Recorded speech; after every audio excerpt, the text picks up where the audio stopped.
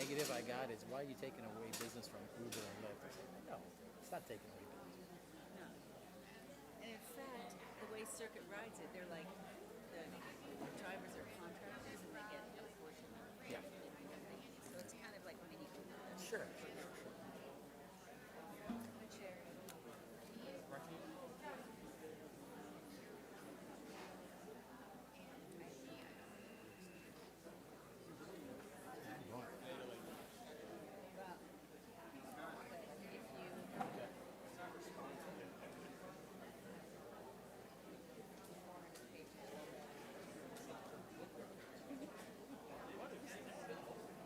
Yeah, so honestly, like. Call this meeting to order.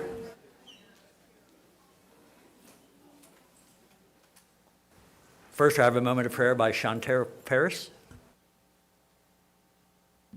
Proverbs 3, 5, and 6 states, trust in the Lord with all thine heart, and lean not to thy own understanding. In all our ways acknowledge him, and he shall direct our paths. Heavenly Father, we bless you on today. Lord, we love you. We rejoice in you. You have gone before us on today. Lord, allow every response operate in wisdom, knowledge, and understanding. Lord, we thank you for doing what only you can do. We pray peace, we pray love, we pray togetherness, and we pray a sound mind. In Jesus' mighty name we pray. Amen and amen. Thank you. Please join us in the Pledge of Allegiance.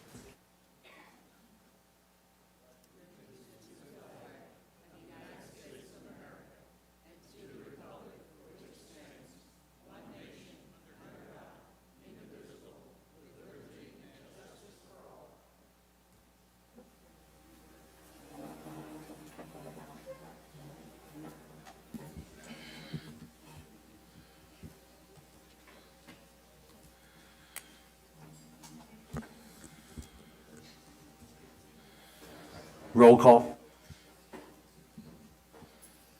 Supervisor McLaughlin. Supervisor Gilpin. Here. Supervisor Carmona. Here.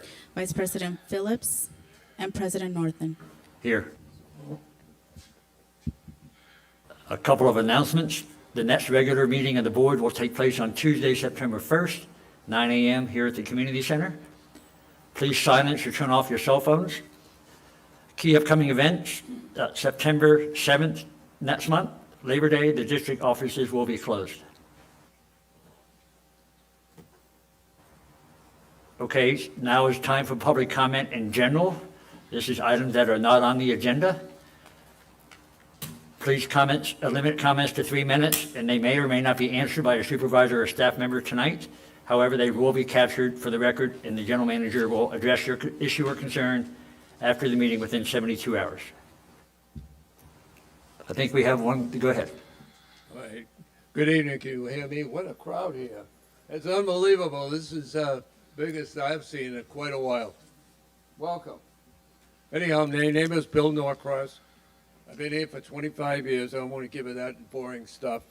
But I tell you what, there's a couple items that are coming up. And it pertains to a future project here. I didn't hear too much about it. Are there plans about it? I think everybody wants to know. There's too many rumors going on about the new driving range procedure to make money. And nobody's against that.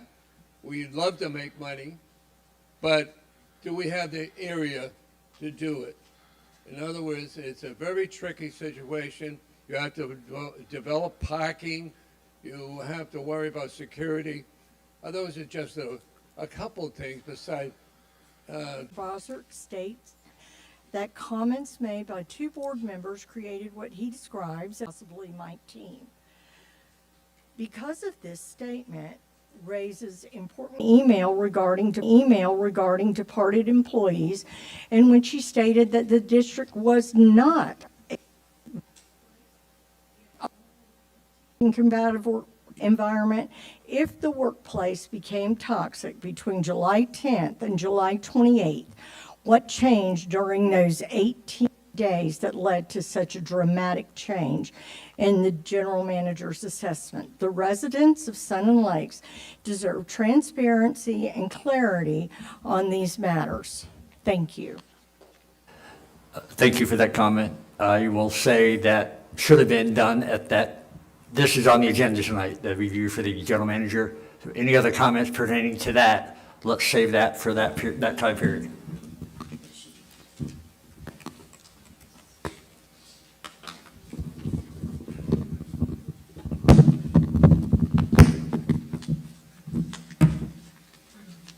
Good evening, everybody. Thank you for allowing me to come up here. I moved here in 2019. I'm very grateful to own a home here. I love it. I see things getting so much Excuse me, better sir. since I moved here in Sir, would you announce who 2019. you are, please? It's Robert Edo, 3716 Ponce de Leon Boulevard. And I'm grateful for everybody working so hard to make this a beautiful community. Be very grateful. Volunteer more. Help out. Make suggestions. Don't be so critical. If you don't like something, come up and talk. I would like to see some more things done in here, like maybe a ping pong table or a billiard table. This place is growing. People are moving here from all over the country, and I think this is a fantastic place to live. I have longevity in my family. My parents lived to be in the upper 90s, and my other relatives over 100. I'm going to stay here as long as I live. I'm 76 in 2 weeks, and 75 and a half, excuse me. And I plan to stay here for another 25, 30 years. Thank you very much. Have a good evening.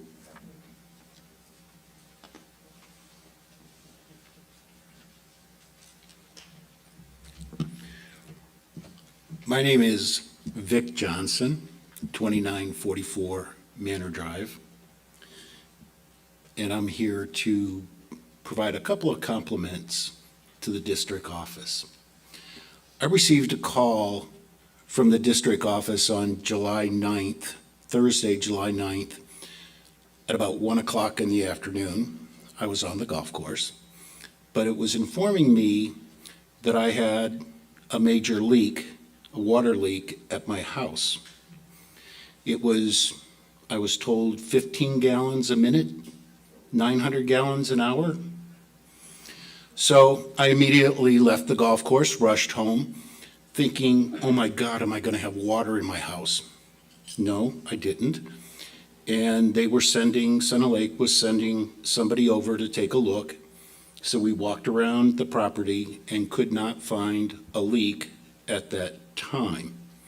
But he said, and he turned off the water to the house, looked at the meter and said, well, it appears that the leak is between the meter and the house. I'm like, okay, fine. So he left. Following morning, I woke up, walked outside, and lo and behold, I had a major leak. It was coming up and rushing across the driveway. Now, when he told me it was a leak, he said I needed to call a plumber to do a leak detection. So I did, and I had a leak detection coming out between 11 and 2 o'clock on that Friday afternoon. But when I saw the leak and the severity of the leak, I called Sun Lake District Office and had them shut off the water. However, I became concerned that because these guys are going to do it when they're able, that it might take an hour when the people got there to turn it on. And as many of you might know, if you or they turn it on or off, there's a tampering fee and a potential liability fee if any damage is done to the meter itself. So I called and said, look, can we get approval for them to turn it off? We can't approve that, but talk to the general manager, maybe he can. Not Boz, but the general manager of the utilities group, or the manager of the utilities group, Brandon. So I talked to Brandon and asked him, and he said, well, we really can't do that, but he goes, I'll grab my foreman and one of the techs, and if you want, we'll come out and look at it and see if we can detect the leak and fix it. And I'm like, well, fine, not a problem. Within 20 minutes, they showed up. Within an hour, they had detected where the leak was. Sir, your 3 minutes are up. And- I'll allow you to finish, but please speed it along. And they fixed it. And there was no charge to me whatsoever. The leak detection company I was able to cancel, and that was going to cost me $500 just for them to come out and find out where the leak was, let alone what it would have cost for them to fix it. So I just want to put on the record my kudos to the utilities group of Sun and Lake for the effort they put forth to come out to help me, help a resident of Sun and Lake to fix a problem and not charge me a dime to do so. And quite frankly, I think that's at Boz's direction, that many of the people are trying to provide a more of a concierge service to the residents of Sun and Lake when it's possible. And granted, it's not always possible, but sometimes it is, and thanks for them. One other thing I'd like to bring up, on Monday, I needed a legal document signed and notarized. And I heard that the district office had notaries, so I went over there. And they directed me to this girl, very pleasant young lady, who notarized the document for me. And then I said, well, how much is it going to cost? What do I owe you? Oh, nothing. It's complimentary service that we provide. Again, I had documents. This was a document that we forgot to sign, and in Chicago area, I had to pay $50 a document to have them notarized. And this one they did for free. Thank you so much. The time is up, and that was me.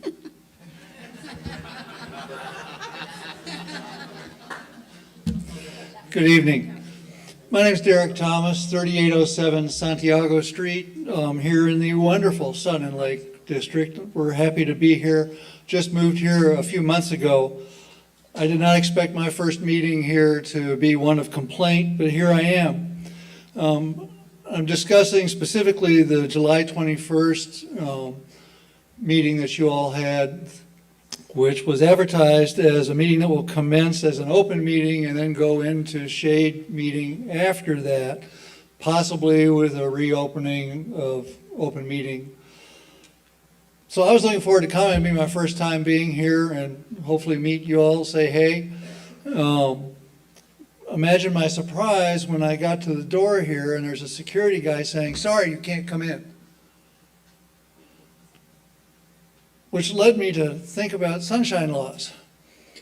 And my question, if any, is I don't know who authorized basically locking the door from your citizens, but it's not right.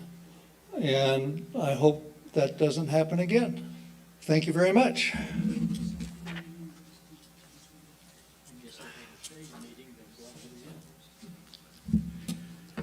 My name is Dennis Swanson.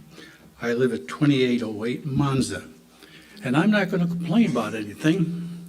I just want to bring a few points up about things that I've seen in the last few years that I never saw before.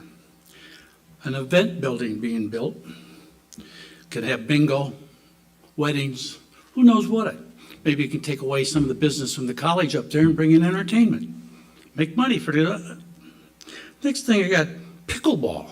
They got pickleball tournaments. People are paying. Probably go to the restaurant and eat afterwards. Okay? Then you got the pool. You'll be able to have swim meets. More people coming to... More people are going to join. More people are going to be here. How about those lights we put in? Probably cost 10% of a regular light, like they put along the street. And if you don't like it where it is, you move it. Then you got the water plant coming in. And I understand we got a pretty generous grant that we've never been able to get before. Now, the next thing is, when you get things that are going to be foreclosed on, what happens? You go to the county and you say, this we're going to foreclose. So they pay you and they take care of it. Saves us attorney fees, saves us a lot of work. Next thing is, You got a surplus budget, $10 million. Holy cow, where'd that come from? And now, next thing you got a possibility you're going to get rid of your county's taxes. Why? Because we never belonged to the county. That was formed after us. And as I understand it, we could end up with people getting thousands of dollars that they don't have to pay anymore. Okay? And what's the latest thing coming up? Internet! They're going to put internet in the whole place. If you got Comcast or one of these places, you're paying $150 for internet, all of a sudden you won't have to pay that. You might probably get it for $50. I used to live out east, and we had internet included in the buildings. Now, does anybody know anybody that could have accomplished all this that doesn't have the background that man has? If you can find him, you're going to pay him triple.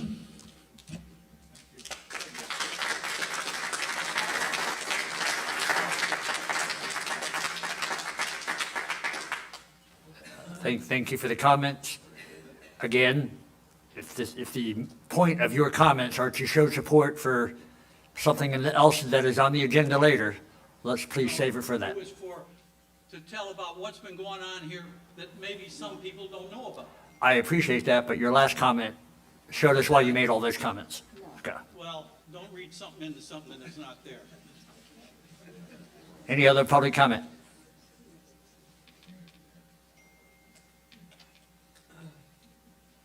Okay, moving on. I think Mr. Kerouac is here. He's our county commissioner. You want to say something?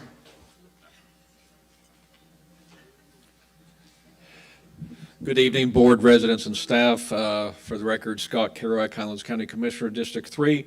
I don't want to take up a lot of your time because I know you probably have a lengthy meeting. We had a 6.5-hour meeting today ourselves. So a couple little things I could share with you real quick to try to not take up too much of your time, to get people out of here early. Today, the county moved forward.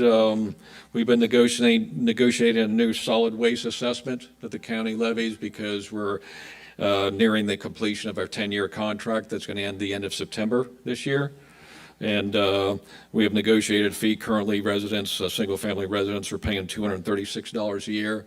And the rate that we've negotiated for the following year is $280. So we're happy to be able to do that. I think that is about $70 underneath the target of what you folks were proposing to do here yourself. So be able to save you folks some money. On our fire assessment, we did grant the authority to do a small increase on the fire assessment on the residential end. It'll end about a penny a square foot. So on a 2,000 square foot house, that would be an additional $20 a year. Also, it was brought to my attention from a constituent out here about a month ago, and I surfaced it in commissioner comments a couple meetings ago about unfinished homes that we're finding around the county. You know, these are homes that have been under construction sometimes for a number of years. That is troubling to me as a commissioner also, that people have to be subject to that and look at that for years on end. So we have tasked our staff and our county attorney to bring us back options to look at. Right now, we don't have specific ordinances related to that, but we're looking at developing or something, or see if there's some ordinances that would apply to that scenario, so we can have something to do about that. I certainly believe in private property rights and people being able to, you know, build their own home or what have you, but when you're in this type of setting and you literally have homes within 15, 20 feet of your home or what have you that's been under construction for years, is something that I'm not in favor of and that we're going to try to do something about. It's recently was come to our attention that we've been continuing to work on the Schumacher Road project that we've entered into an agreement with the district here and paving Schumacher Road. And the plan all along was certainly that had been talked about for years, even before my time starting here in 2020, was to do that and tie that into Cortez to be able to give a southerly entrance into the district and also cut down on response time for emergency services. I know certainly you have something here on Sun and Lake Boulevard, but if they're tied up and we have to have something come from the south, certainly would be maybe a shorter path to that emergency. But we had discovered that the district had sold the property on Cortez, so we're not going to be able to tie into Cortez anymore. That was disappointing to us because we were never notified of that.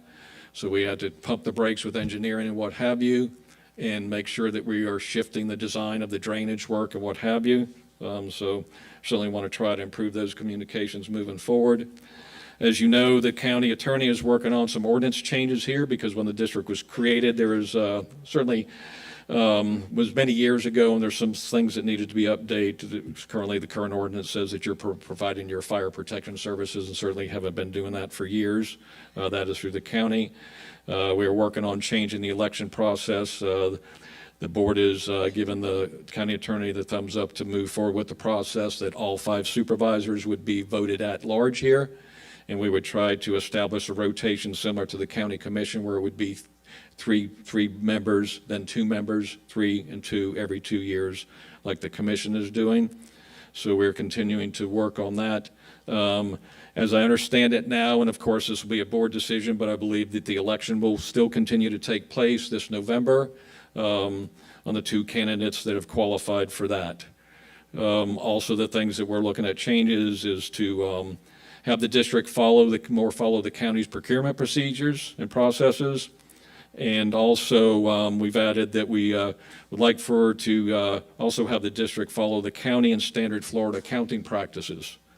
And one last thing is that we're also going to introduce to adopt the ordinance to require an annual financial audit by our clerk of courts that does also the county audit. The county also has to put out to bid, and we have an independent audit that we have done annually. Those audits are due to us, very similar to your audit that is due to the district by the end of June. And I understand your audit maybe is on your agenda tonight to be presented. So we're working on those changes to try to do everything we can to update the ordinance and certainly, just make sure that everybody's on the same page and the district finances are certainly being handled properly because we take, I'm sure like the 5 of you folks consider the taxpayers' money very seriously, and we certainly want to make sure that everything is done according to an acceptable standard. And I'd be glad to entertain any questions. Certainly don't want to take up any more of your time. Good. Thank you. I have a question as well, Scott. Yes, sir. We talked about the unfinished houses. Yes, sir. Is there an avenue that we can take legally as far as a house being unfinished that is a hazard and devalues the community? We're looking at a current ordinance that we do have an ordinance regarding hazardous areas, what have you. So we're looking at that potentially would be something that we could use on these homes. And also some other nuisance ordinances because of just basically being a nuisance as an eyesore or what have you to the public and the devaluation of the homes that you speak of. So I take this very seriously. The thing is that the pieces of the puzzle don't always fit perfectly for every scenario. I think you folks certainly understand that. And if you got somebody out here at 10 acres of land or something and they want to build their house out of pocket or what have you, and maybe every time they save some money, they go a little bit further and they go a little bit further, and they're keeping up on their permitting, then certainly those type of circumstances where it's not really affecting anybody around them is you'd want to be able to maybe preserve somebody's property rights in that aspect. But when you're in a community like this that homes are so closely knit together, that we have to establish something that's reasonable. I know there's a house on Angelo Circle that has been under construction for 4 years, okay? And that is the house that I was contacted about. I reached out to the owner because I talked with him about this house about a year ago. He's had some health issues, was in a bad car accident, but he assured me that he was going to continue to move forward with the house, and that has not happened. I tried to have another conversation with him, but the conversation wasn't very well received, and I told him I'm just trying to see what we can work out and get this house finished. I suggested to him at a minimum if he could at least finish the outside of the house, get it painted, get the soffit on it, get it landscaped, what have you. And if he wanted to maybe delay doing the bathrooms and the kitchen, those things that get real expensive in the house, then, potentially we could work with that. But do something that is going to correct the eyesore that's out there. And you're exactly right, it devalues the property. If one of them neighboring properties wants to put their home up for sale and somebody comes and look at it, could say, well, how long has that been under construction? And I can tell you, if somebody told me 4 years, I'd probably say I want to look at some other properties. So that is a concern to me, and I'm going to continue to pursue that and see if we can come up with something to do something about that. It's not only here, there's some other places in the county. We've seen a downturn in housing. We have some builders that have spec homes that they haven't sold for over a year. So sometimes they will pause. They'll say, listen, we're not going to spend any more money. We're not selling the homes that we have in inventory. And we have to find out as a county how we can reasonably address that. Yes, sir. Okay, thank you. Yes, sir. I would like to add too that just purely assessing them another fee for a permit, to extend a permit, it's Sure. just not doing it. No. So for somebody come in and just to pay a fee to extend the permit every 6 months or something like that and not do anything, that's not acceptable to me. Yeah. I understand too, there's 180 days that they have before. Yeah, and they have to have you can take activity on action. calling for inspections every so often. The permit as it stands now is valid on that home, okay?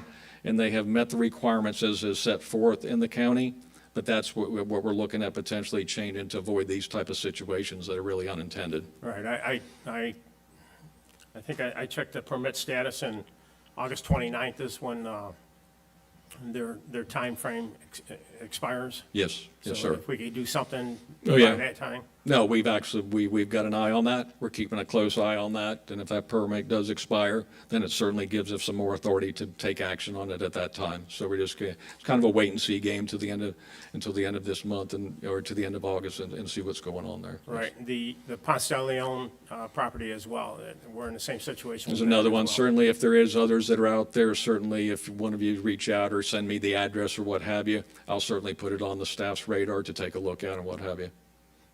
All right? All right, thank you very much. Yes, okay. So Yes, ma'am.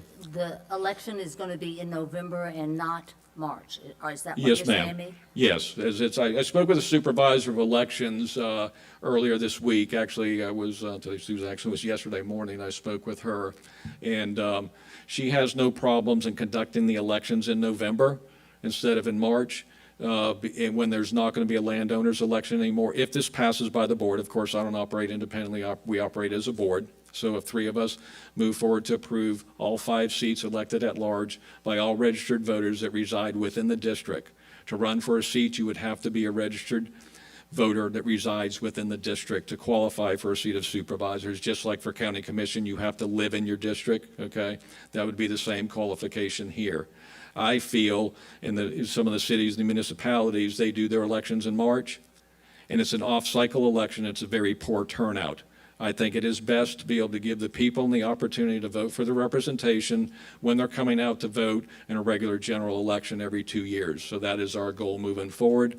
We will just have to establish the rotation after the November election or what have you, what we would then do with the other 4 seats, and how we would start syncing that rotation like we are on the commission. Three elections, then 2, 2 every 2 years. You never want to change out 4 at a time or anything like that. You want to keep that rotation like we do on the commission. Yes, ma'am. Okay, thank you. Yes, sir. I understand you've had a long day already, and I appreciate you being here. Yeah. My question is, could you give us any hot news maybe from the county on the property tax issue and how it's maybe some kind of effectual type of thing on both ends? Because, we read about it in the newspaper about 2 or 3 days later, but do you have any pertinent information? With the president, if you would, and I know you have a long agenda, it's up to you. and No, I please certainly go can- ahead, but let me, Okay. if someone could Yeah. get the audience a microphone for the next question, so Okay. people The watching. question can- was about he asked about I believe you're asking about the property that's going to be on the November ballot, about potentially giving more exemption to homestead properties. Yes, we're keeping a close eye on that. It is a concern to us, okay, because certainly we rely on a lot of that general revenue to provide services within the county, okay? I know that there was a circuit court in Florida today or yesterday ruled that the ballot language was illegal. So they've given the Florida Attorney General 10 days to modify the language to appear on the ballot. So we're going to see if they get that done. So as far as I know, if they meet all the criteria for the ballot language, then it's going to be there on this November for people to vote on. What I would suggest you do is educate yourself. You're going to see a lot of, you'll see a lot of educational material that's going to come out after the August election. There's 3 groups right now that are promoting vote no on 3. You know, listen, I don't like paying taxes than anybody else does, okay? It's one of my least favorite things to do, okay?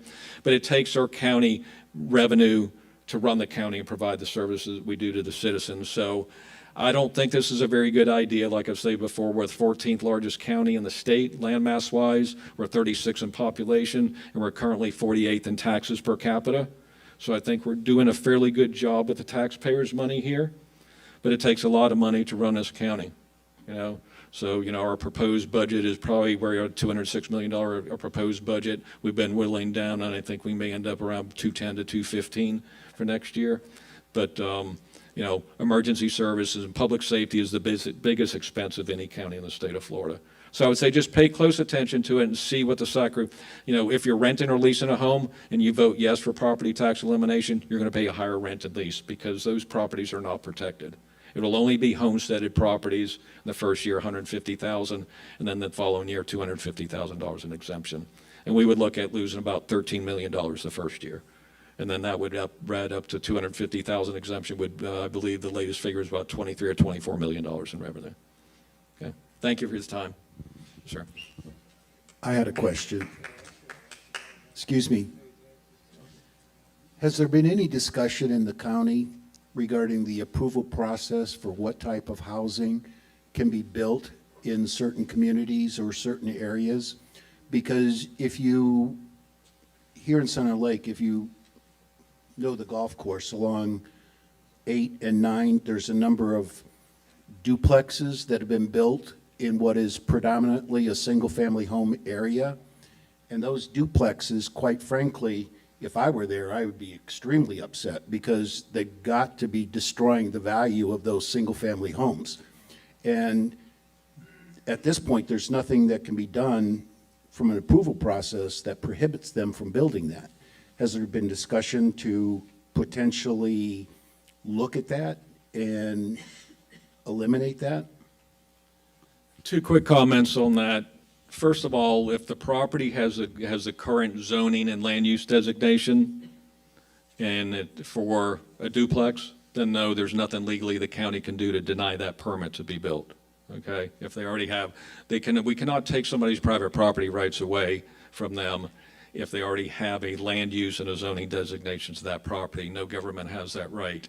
And the second thing, after some of the previous hurricane, I believe it was Senate Bill 180 was enacted, and what that did is it prohibited any government, and we may clear that bill here for too long, if there's a hurricane within every 24 months or something like that, you cannot add any more restrictive policies that would prohibit the use of that they currently already have on a piece of property. So there's some legislation out there that restricts the county from adding any additional requirements right now.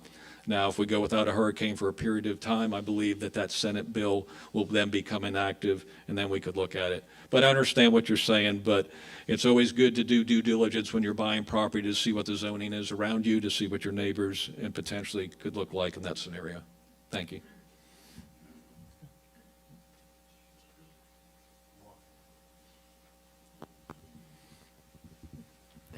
Hi, I just wanted to make a comment on the changes in the voting here. For those of you in the audience today that have not attended the county commissioners meetings regarding this, I don't know if you understand the implication of what's happening. Right now, all of our Canadian landowners, homeowners, have the ability to vote for the 2 landowner seats on our board. And our friends who come down from up north or anyway, the folks that are only here part-time, they also have been able to vote for those seats. And have they also been able to vote for the other 3? No, ma'am. No, okay. So now what's going to take place is the Canadians will not have a vote at all, and the Canadians were actually the ones who started Sun and Lake 50 years ago. Imagine that, and we're going to take their voting. No, we're not. The county is going to take their voting rights away. And the folks that aren't here full-time, if they vote, if they are not a registered voter in Highlands County and they vote up north, they will not be able to vote for any of the 5 seats on our board. But renters will be able to. People who have no financial interest in this neighborhood whatsoever. Did I get cut off? Oh, there we go. It wouldn't surprise me. So if you don't like the sound of this, I encourage you to go to the county meetings. And I'm hopeful that the district will send a notice out to all the homeowners, letting us know when this is going to take place and that we can fill that room, because we need to. I mean, if you want to think about what your board is going to consist of in the future, you really need to think about it. Is there a question for Mr. Kerouac? Well, thank you, and certainly I do encourage all the residents to attend, and we have committed that we will give you folks at least a minimum of a 2-week notice, if not longer, okay, to make sure that you're aware of what's going on. Scott, didn't I hear that it was September 1st in your board meeting today? That's what we're potentially looking at, the first meeting of September. I don't think it would go past the second meeting of September, but that's our goal to maybe, so kind of hold that space a little bit on your calendar for the first Tuesday in September is when our board meeting would be. I'm not sure exactly the date of that. Yeah, the issue that we have is we have a scheduled board meeting at 9 o'clock in the morning, the same time Okay. as. Okay. So if we could get notice, and perhaps we can go ahead and move our board meeting, I'm not sure. Yeah. How about the second Tuesday, or the third Tuesday in September? Would That meeting, that would be a 5:30 meeting for us. So the morning meeting would work then? Yes, sir. Okay.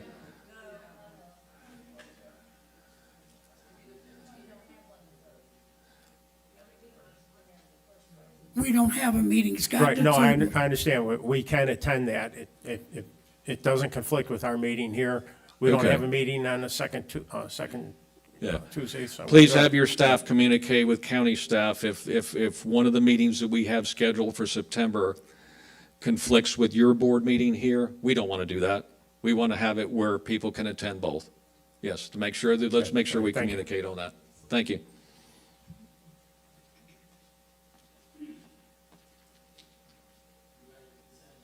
We got to do consent agenda.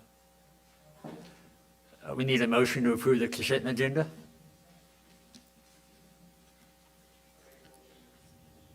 I make a motion to go ahead and approve the consent agenda for this week. I second the motion. Supervisor McLaughlin, No, we haven't gone over any of the details.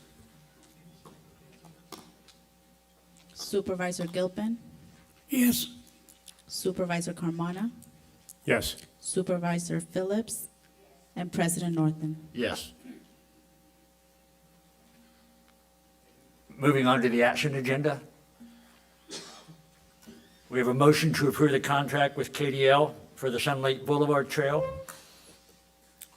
So the board approved 2 months ago the contract, the RFP was awarded to KDL. We went to contract negotiations with KDL. In your packet is the initial scrub. There's 1 or 2 last-minute adjustments. KDL's lawyer finally got back to us this week. They're not significant, but we will adjust those before signature. But basically, we're setting the cost at $525 max. That includes what we call the buffer for the cost increase, if potential cost increase, if needed. The work will commence. They're ready to go as soon as we sign tonight. I just put a note there, the bids that were received in the past. We've revetted them, and KDL is still the choice RFP. So we're fine with the contract as presented. What we would mention here is in the discussion, and I know you all had a discussion in July when I was not here, concerning the physical location of the route. So as we started the contract negotiation with the actual vendor, that's when we start talking the details with the survey, and we walk the ground, and we do stuff like that. So the pictures here that's being displayed, the three top pictures are the north side of Sun and Lake Boulevard. The challenge we have now, because this has been a process, you got to remember, we were awarded this RPAC grant 18 months ago. It's taken time for bids and so on and so forth. So things happen when time passes by. The challenge we have to the north route is that, as presented in the RFP, now we're up to 18 houses that have been built with driveways, with culvert pipes, and as you see there, just based on the proximity of the driveways and the culverts, any route, any trail that goes on the north side would directly negatively impact the trail, would cause us an excessive amount of overage when it comes to moving of culvert pipes, the drain pipes under the people's driveway. We would be responsible for that. So it's a challenge. Still can be done, but it's a challenge, and I would almost guarantee there'd be some cost overruns. Now you look at the south pictures, the two on the bottom. The contractor, we sent them out there, say, please go and look at the south side of Sun Lake Boulevard and give us a better understanding. If you did it, you moved it to the south, how would that path look like? You see 3 green stakes. So the first stake closest to the road is 4 feet from the road. That's green space. That will remain green space. The second stake is the curb and gutter, basically, for the pathway. And then from the second stake to the third stake that's far left there, that's the actual 6.5-foot concrete pathway. So it's a lot cleaner, gets you off the road. The reality is, if you went to the north side, I'm trying to show the picture in there. If we went to the north side, and I don't think you can see it in there. If we went to the north side, the actual trail, the actual cement 6.5 feet would be right on the roadway. There'd be no green space. There'd be no curb. Because of the offset we would have to do for the actual trail, it would run exactly right down the road, which is even worse than what we have with the Hornick sidewalk that was recently installed in Sun Lake Boulevard. Now, we're going to have to live with that one. That was an agreement years ago. It got put in based on the agreement, but since we have an opportunity here to adjust, it makes more sense to adjust now so we have the proper offset from the road. Going to the south side, because there's only less driveways, there's less connections, there's less movement of stuff we would have to do, would save us right now, the contractor says about $40,000. So, yes, ma'am. Yeah, we would. For the contract adjustment.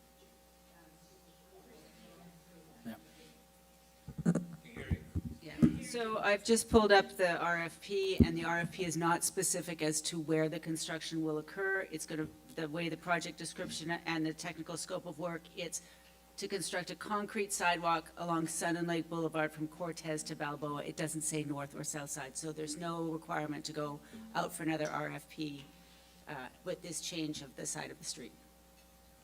Thank you. So the recommendation is, not only is it cheaper, we'll save some money. We've already addressed the 6 or 7 houses on the south side. They're all comfortable that this is going to be in their front yard. Where compared on the north side, they're like, what are you going to do? You're messing up my driveway. It's a lot more challenging on our side. The recommendation is not only approve the contract, is that we adjust the parameters to move it to the south side. It meets all the criteria for the RPAC grant. And we get 6.5 feet of concrete that goes all the way out to the nature preserve. It crosses Balboa across to the nature preserve, and it actually will run right upside the street. If you're familiar with that location, there's a stormwater pond. It would run from across Balboa up to the parking lot and physically connect to the nature preserve for folks to safely walk all the way.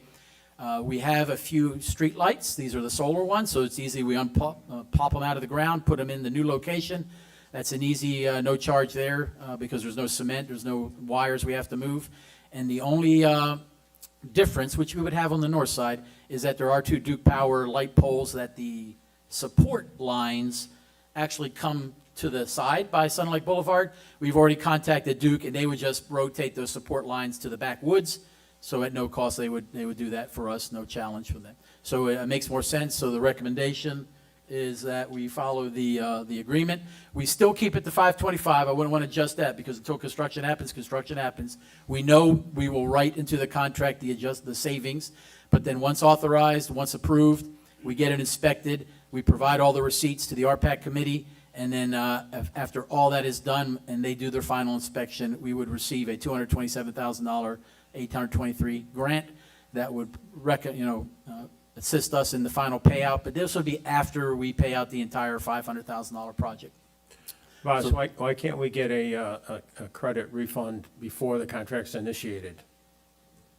We can. We'll adjust the contract based on if we go with them, then we're able to go to KDL, say, hey, we have the contract, we've adjusted it. You're saying you're going to save us $40,000, adjust the numbers. So we can do that, but we haven't had that discussion until you guys approve the contract. And then we can sit down with KDL and say, change your numbers because we're going to go $42,000 less. So then we would ask them for a $40,000 credit, but then the 5% contingency would be based on the revised number. We want to keep the contingency as always with projects. We don't want to mess with that. But it would be based on the revised Yes, sir. 525 less Yes, the sir. 40. Which is a $15,000 contingency. We Okay. just keep- yeah. I asked last meeting, boss, Yes, sir.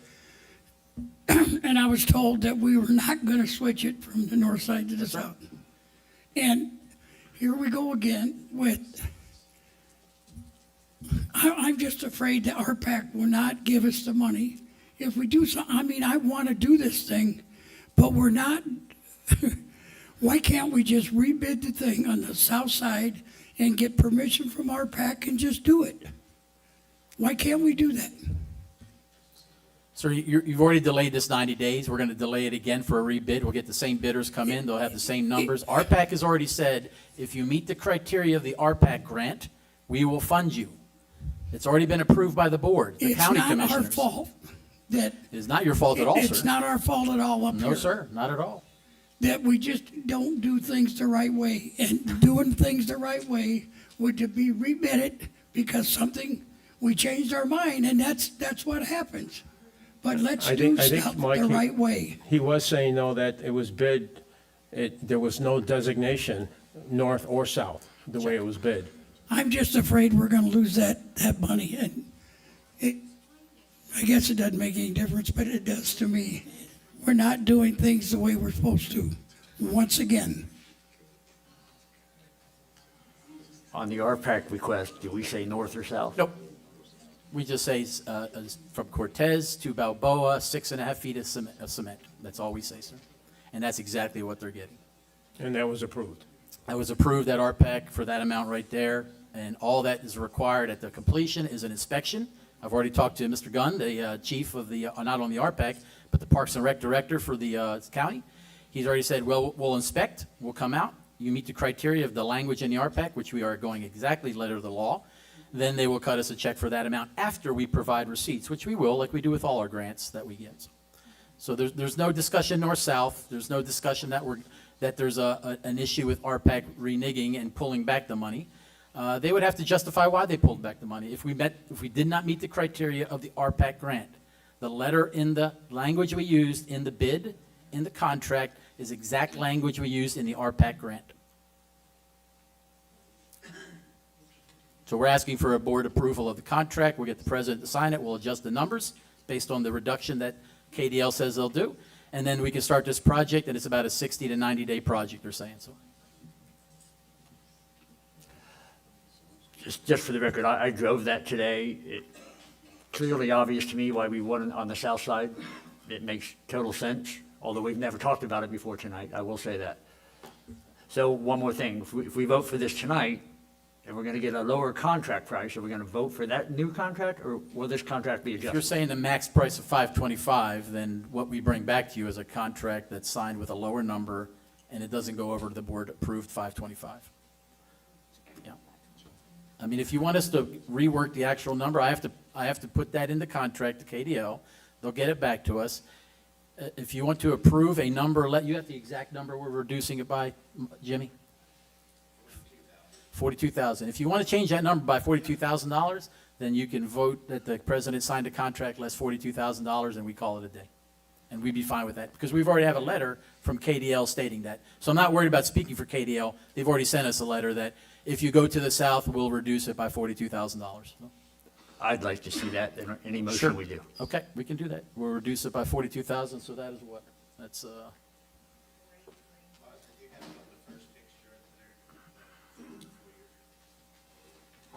no, that's the original. No, sorry.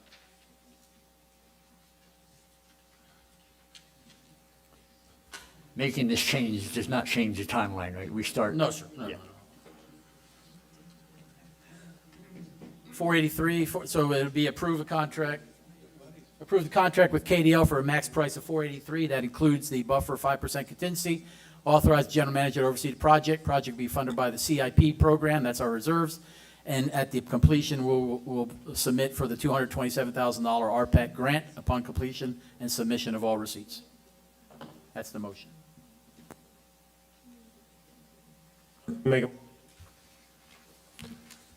I'd like to make the motion to go ahead and approve the contract with KDL for max price of $483, including the 5% contingency, and authorize the GM oversee the project.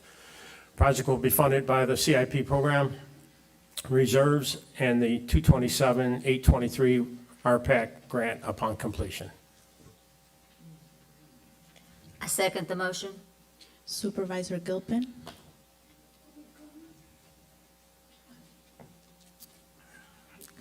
Before you vote, is there any public comment on this project?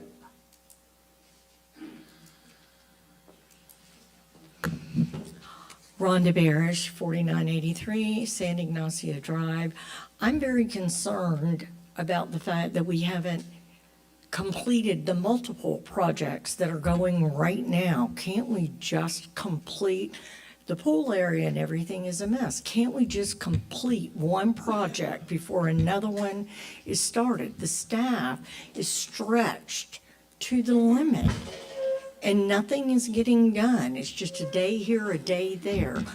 I would seriously like to ask Mr. Norton, as the president, that we just get a project done, please. There's a lot of money out there, and we're just taking on more debt instead of starting something new.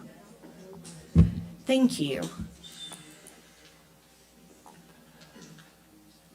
Am I correct, Boz? This is a totally different group working on this project? Yes, sir. KDL, yes, sir. KDL, yep. Scott Kellogg, Highlands County Commissioner for the record. So I'm going to understand, was it Poston Engineering that did the engineering on this that went out in the bid packet, I believe, if I'm not mistaken, Yes, it was sir. Poston? And the engineering that was done was engineering that was done that reflected on the north side of the road? Yes, sir. Okay. So I just want to make it part of the record. It's my understanding that everybody else that bid on this project, but that your general manager spoke of extra driveway cuts, everything, what have you, they bid on this project based on the sidewalk being on the north side of the road. Now you're switching it to the south side of the road. Like I told you before when I came to your meeting, this was very concerning to the county. This would have never passed the county procurement procedures with the difference that we had in these bids, okay, and the different bid sheets that were used. Now you're telling me that you're going to change the whole scope of the project. I realize it's just on one side of the street to the other. I am not trying to be combative with you folks, okay? We are responsible to use the taxpayer dollars and be accountable and transparent in the uses of those dollars, okay? $200 and some odd thousand of county tax dollars, it is my responsibility to look after, okay? I'm concerned on how this project has moved forward, okay? And I just want that to be part of the record. Everybody else bid this sidewalk on the north side of the road. Now you're switching to the south side of the road. You continue, do whatever you see fit to do. I'm not here to tell you that the county is not going to pay the RPAC grant. I am not in the position to do that. I do not operate independently, but I can tell you this is concerning. Thank you. I can add, though, Scott, that we're going to go ahead and save the taxpayers $41,000 on a credit for that. When we set this out for quote, was any mention in the quote what side of the street it No, would sir. be on? No, sir. The drawings in the quote packet showed a north side route. Yes, sir. That's the only graphic. And that was more to give them a calculation for length and width and that type of stuff. But no mention of requirement north-south, yeah. Dave Alexander, sent from public record on the address. Just out of curiosity, you were talking about guy wires, the support Yep, wires as you yep. referenced. Which ones are exactly are moving? There's two on the south side, there's two light. Can you show the map? I just want to see because I'm So curious you're to not- how you're that's not going to gonna- work. You're not gonna see them on the map, sir. The intersection, I know where they're at, but the intersection will show it. I'm just curious to see which ones you're moving Yeah, they're because, closer towards Balboa. and they're going to move them which way? You're just gonna flip them into the wood line rather than the other side. And what will they be holding?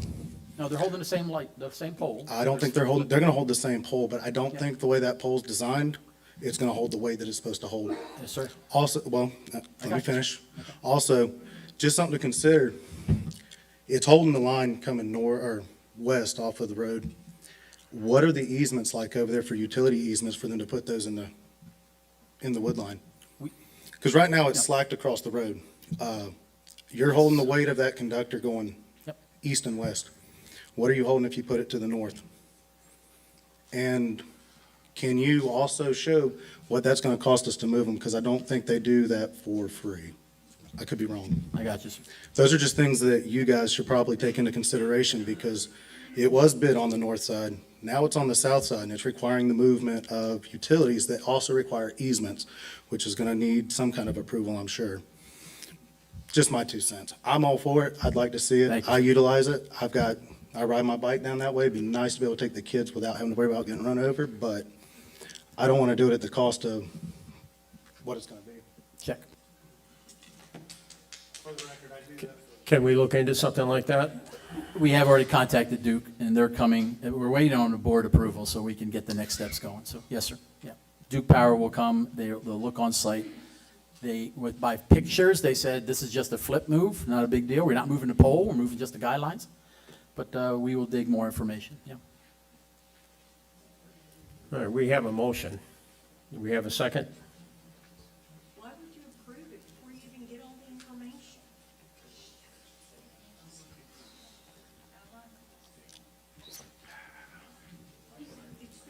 It was a second. Yes, ma'am. Any other public comment before we vote?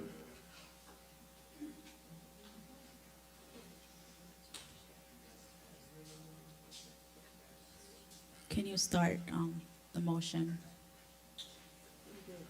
Mark? Okay. It's already been cited. I Okay. cited it. You're good. Okay. Supervisor Gilpin? No. Supervisor Phillips? Yes. Supervisor McLaughlin? No. Supervisor Carmona? Yes. And President Norton? Yes.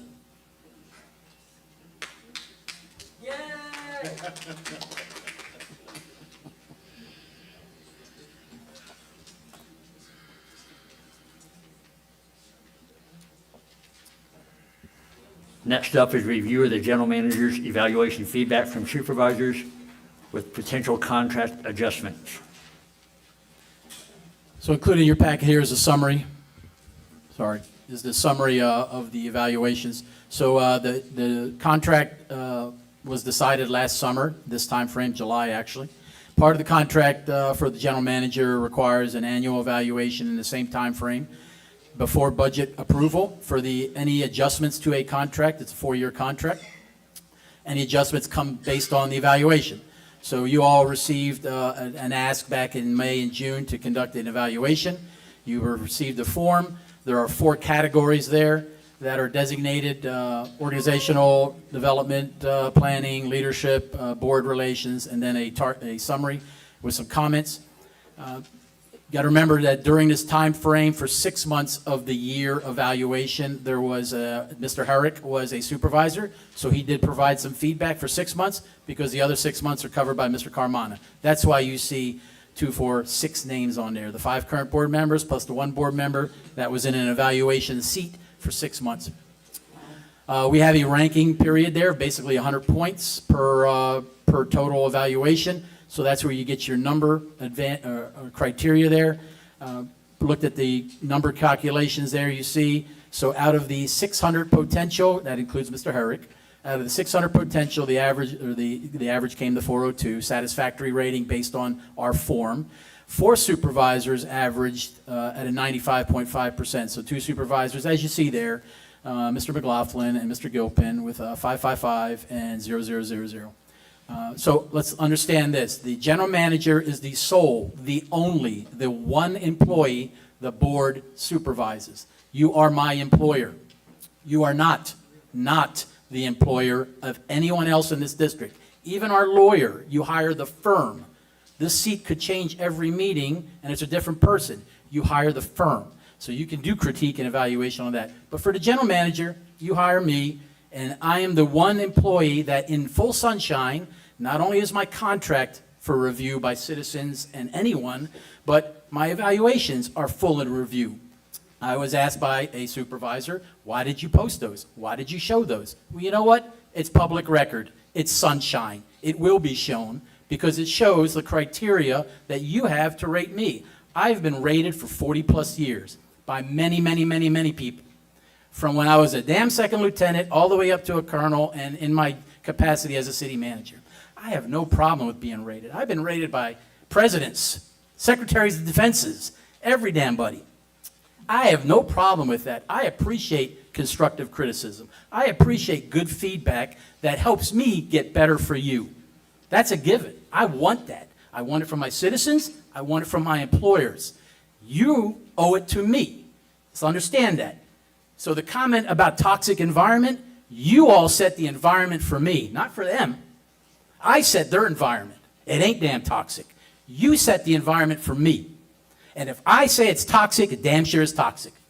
Because I have to deal with individuals in whatever capacity that set a bad tone for me. It ain't about the pay. It ain't about the work. I will never leave this place based on the amount of work these people give me, based on the amount of work the staff gives me, based on the hardness that you put on my family, the hardships and everything. I will never leave this job. I'll leave it based on the environment that you set for me.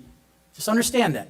So that criticism, when I see zeros, when I see 25, 20, or whatever, and there's never been in the past year any official, informal, undocumented, documented, come, let's grab a coffee, Boz, and let's talk about your lacking performance.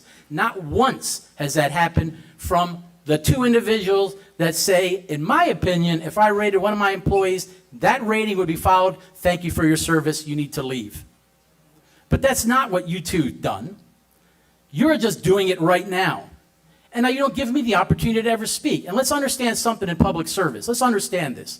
A city manager, a general manager, is an open book into public service. Those evals are on the internet forever. So if I stay here, if I go somewhere else, you have sullied my reputation. You have sullied my reputation without me being able to comment back. That's why I will comment now. Because I want it on the record. I want these people to know, I want you to know, that I don't care about the rating, make them zeros, but then give me some damn points that make me get better. Look me in the eye and say, so you're doing this wrong, Boz, you're doing this wrong. Not disagree, not he's suing the county. Dude, I'm not suing the county, this board's suing the county. All right? Don't make comments that are outright slanderous and wrong, lies. So I take exception to that, because now you're putting my credibility, my name on record that's substandard, and it ain't the truth. And now I have to defend myself. If I walk out the door tomorrow, try to get a job anywhere, I have to defend myself because someone's going to look online and say, Boz, look at this. Your board voted you like miserable. You're worthless. Why we should hire you? And I have no way to counter that. So I will counter it. I'll counter it with notes. I'll counter it with feedback. I'll counter it with being honest with you. We can have discussions all day long, and I appreciate the discussions with the 3 critical comments, the critique. I appreciate Mr. Herrick's comments, because over the year, there has been discussions. There has been, meet me at the clubhouse, go talk to me outside. Hey, you need to tell us more. You need to inform us that you got whatever. I appreciate that, because it makes me get better. But don't just wait 1 year later and drop a damn turd in a punch bowl and say, look at this, you suck. That's unacceptable, unacceptable, unacceptable, unacceptable. That's me saying it, all right? That's all I got to say. I open it to the board. We feel the same way. That's why we wrote unsent.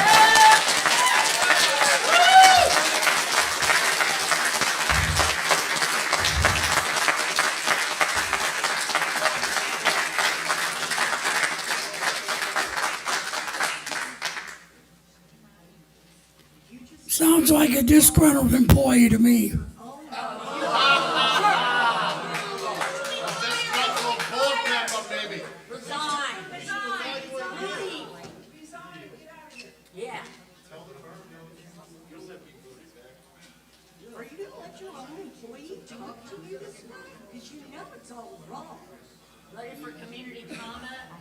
My comment will be for the 2 low scores. That says to me that this is the worst general manager we've ever had here. Yes, it I 100% disagree with that.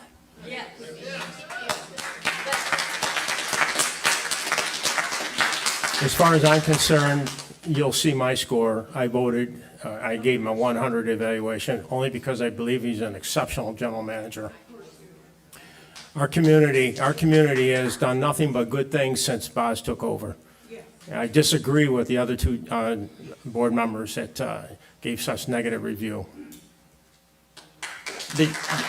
I will add, I think it's a fair point. If it's going to be that good or that bad throughout the year, he should have some kind of heads up that this is coming.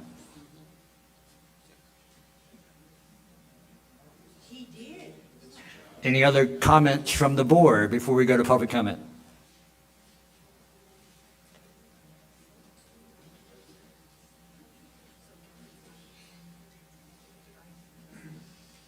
Public comment now.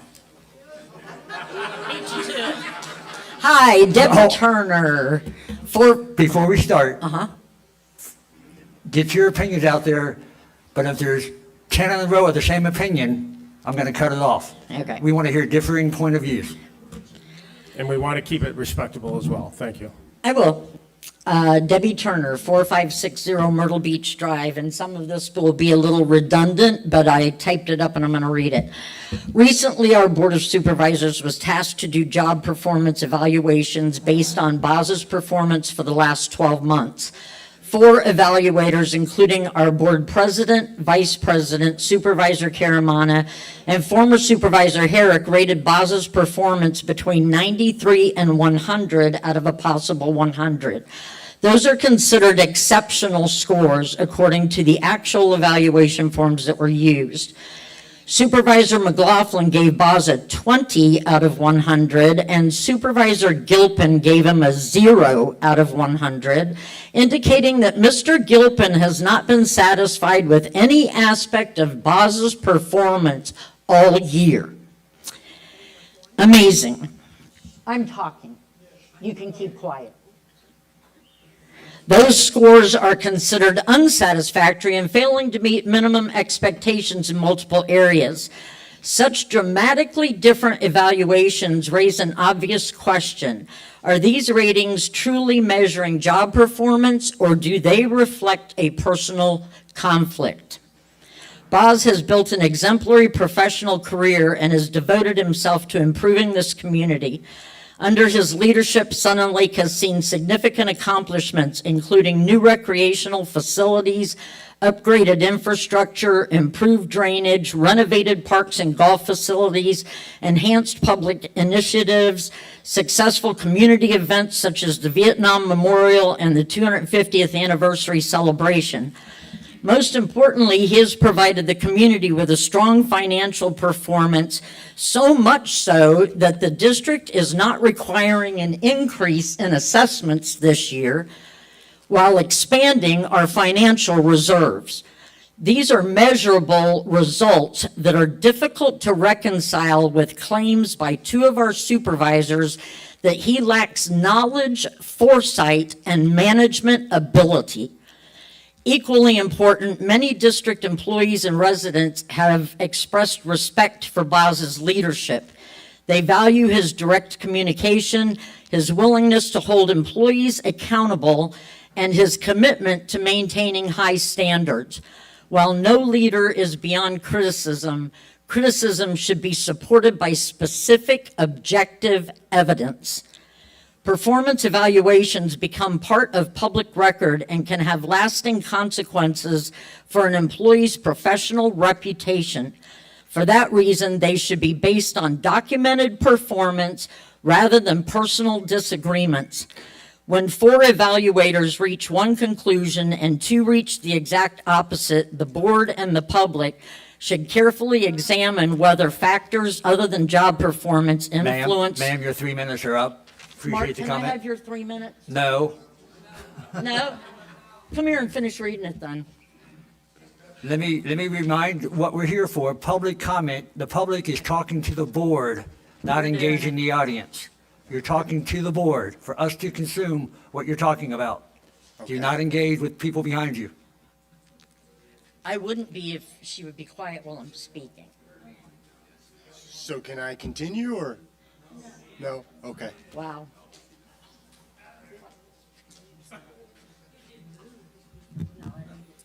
Hi, Fenton Maxwell, 2500 Monza Drive. Obviously addressing the performance evaluations of our general manager, which I find to be extremely concerning and appear to say more about the evaluators than the person being evaluated. I've owned and managed many companies over my career, and I've both managed and been managed by many different people. I've been directly responsible for hiring and evaluating hundreds of employees, and over the entire length of my career, I've never seen such an unprofessional evaluation. Any manager working for me or any of the companies that I've worked for would have been fired for submitting these performance evaluations. They seem petty, vindictive, extremely incompetent, and clearly not based in any form of reality. And that's before I even get into the actual professional performance of our general manager. And I would just like to say that I love living in this community.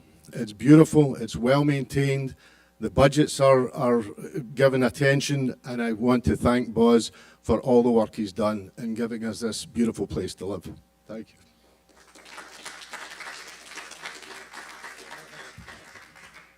George Puffenberger and 4035 Mendoza.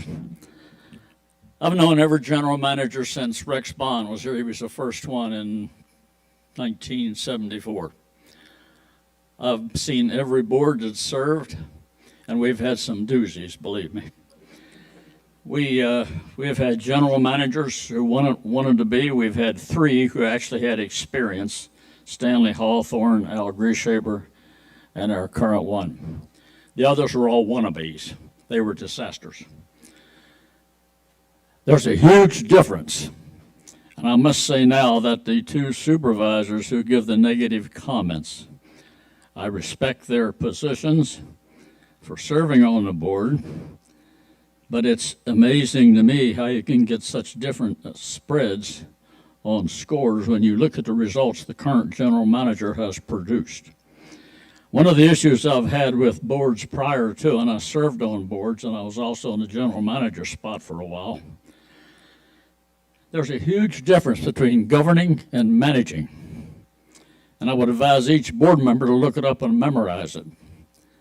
Governing board, you are the governing board. You set policies, you set procedures, you hire the general manager, you manage the budget, but the general manager runs the district. I've heard board members, not only you folks, prior to, well, the board runs the district. No, it doesn't. It never has, and that's always been part of the issues. I'm going to vouch for Boz. I've known every general manager for 31 years. That's how long I've been here. And he is an honorable man. One of the board members is also an honorable man. He was a retired policeman. He put his life on the line just like Boz did for his country. And I guess I'm amazed you would come up with that kind of an evaluation as an objective man. The issues are quite simply, when you hire a general manager, you give him the authority to run the district. You set the policies, procedures, he manages everything. Boz has my complete vote of confidence. He's the best one I've seen in my 31 years. And if I've lived to be 40 years, I don't think anybody will ever beat him. Thank you.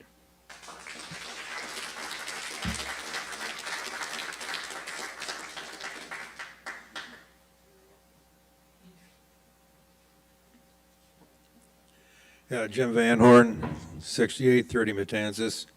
My question initially is, what is the purpose of this discussion?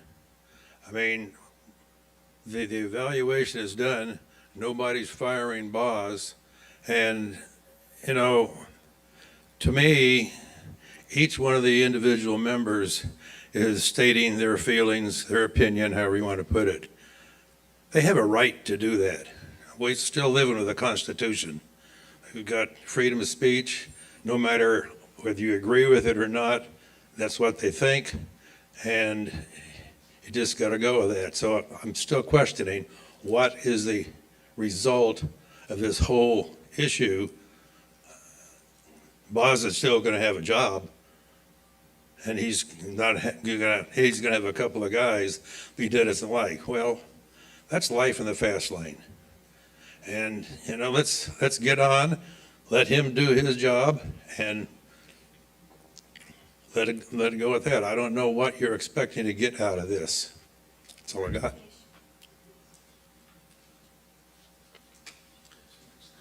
Brian Gross, 4900 Pebble Beach Drive. This is, to be read into the record, it's from Jerry Clevenger, 3516 Sunrise Drive. He was unable to be here tonight, so he had asked me to read this. Good evening, Boz. Our family bought a condo on Matanzas in 2008, and it was mainly used by my parents. We, my brother and sister, would come down in the winter for a week or so, but you couldn't consider us snowbirds. In 2012, my wife and I bought a house on Manor Drive, and we did become snowbirds. Our current home is on Sunrise Drive, where we have been permanent residents since 2024. This is to let you know we have a short history in Sun and Lake, and that although we like it here, nothing in the way of major improvements took place until you became the general manager. Your enthusiasm and vision has made and will continue to make a notable difference. I pay attention to what local government does because I served on a town council in Winona Lake, Indiana for 8 years. Our town was sleepy and had some major problems. During my tenure, we transformed the business district, built walking, biking paths with federal grants, and made many positive changes that have made Winona Lake a destination community in northern Indiana. The first thing our Winona Lake Town Board did in January of 2000 was hire a town manager who happened to be a friend and a retired police chief. The town board set the plans, and our town manager took the reins and turned plans into action. That is exactly what needs to take place here, and I firmly believe you are the best person for the job. The 2 supervisors who treated you badly need to go. Their only agenda is get Boz. You might call it Boz derangement syndrome. They are a poison in our community, and I will work hard to replace them in the next election cycle. Please hang in there and know there are a lot of us who not only support you, but truly appreciate what you're doing for Sun and Lake. Sincerely, Jerry Clevenger.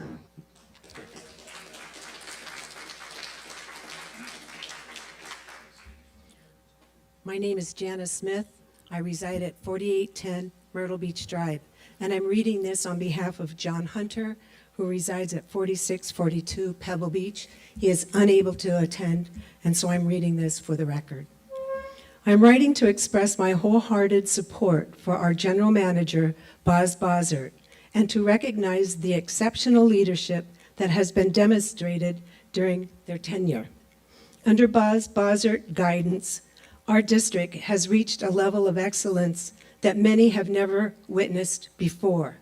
Operations have improved, financial stewardship has been responsible and transparent, and there is renewed sense of professionalism, accountability, and pride throughout the organization.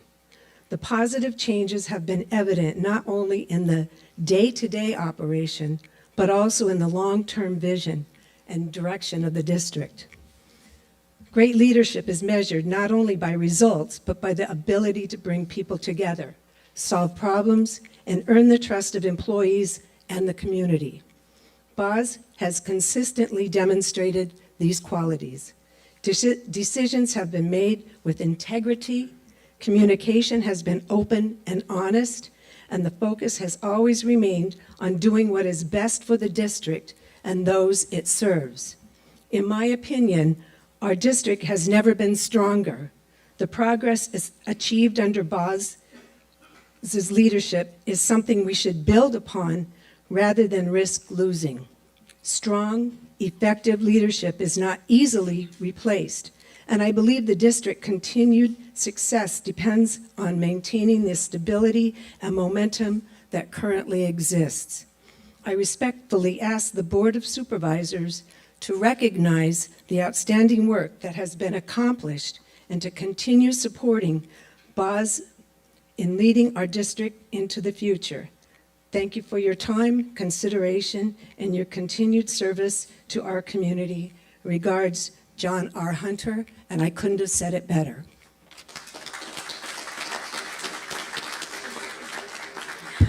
Rhonda Barish. I feel like in most places, companies, corporations, anybody that would get a bad review, instead of throwing a tantrum, would just go and try and find out what the problem is. If you refuse to talk to the two supervisors, how can you get any feedback?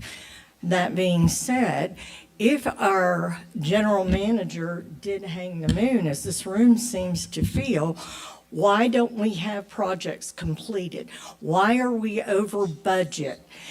And just like this board today, voting against north side of the road, south side of the road, it should be rebid, it should be everything.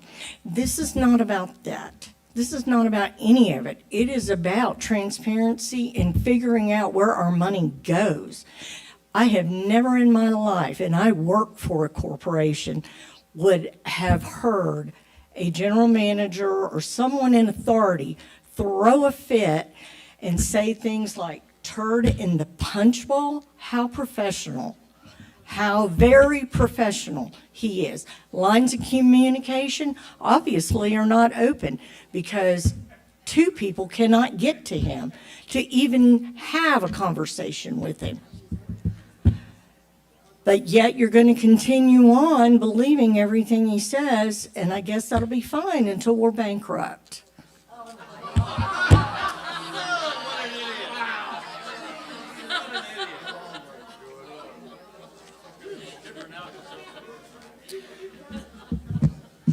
Scott Wyatt, 1612 Sunrise. I'm here to read a letter from a fellow homeowner and member, Paul Sipple, who resides at 5736 Angelo Circle. To Sun and Lake Board, recent review of our GM. I feel the need to weigh in on the recent review of our GM, Raymond Bossert. I cannot nor will I commend Boz on his performance. I admit I do not take the time to attend or review board minutes as often as I should, nor do I take the time to interact with Mr. Bossert directly. I am very disappointed in the condition of the golf course greens. While I feel the fairways and aesthetics have improved in the 8 years I've been a member, only a couple of years were the greens satisfactory, the first year being the best. All I hear are new excuses why our course is in the condition it is in, while our neighboring golf courses' conditions are easily exceeding ours. This is an area I would have expected our GM to get fixed or replace the people making the excuses. While I am currently in my northern home, I get updates from unhappy fellow golf members that will likely keep me from rejoining as a member next year. However, that isn't the issue I want to address. I am appalled and frankly disrespect a couple of board members, specifically Mr. McLaughlin and Mr. Gilpin. 4 of the board members gave pretty high ratings of Mr. Bossert's performance. I do think some of those ratings, after reading the respective comments, may be somewhat inflated. However, Mr. McLaughlin gave straight across 5s on a scale from 0 to 25. Gilpin gave straight 0s. It is abundantly clear that these 2 board members have a personal vendetta against the GM and their own agenda. Take the board relations and communications section. 4 board members talk quite positively about how Boz handles this section. Granted, there were a couple of suggested improvements, but all in all, positive. Gilpin says, quote, everything in this section he doesn't comply with to me. McLaughlin states, Mr. Bossert does not maintain open communication with all board members. Are you 2 guys at the same meetings? Why do you think the other board members feel this is going quite well? Mr. Bossert has a big job. After reading the reviews, I must assume he has difficulty getting agreed upon support from the board. It bothers me that my district is represented by such a dysfunctional board in which Mr. Bossert has to work around. This dysfunctionality is easily attributed to Gilpin and McLaughlin. Our district would be better served if those 2 gentlemen would resign.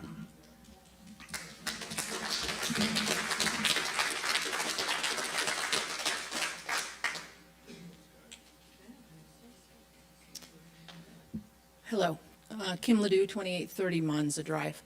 I have a question actually for the president of the board as well as legal counsel. Is there anything at this point from a procedural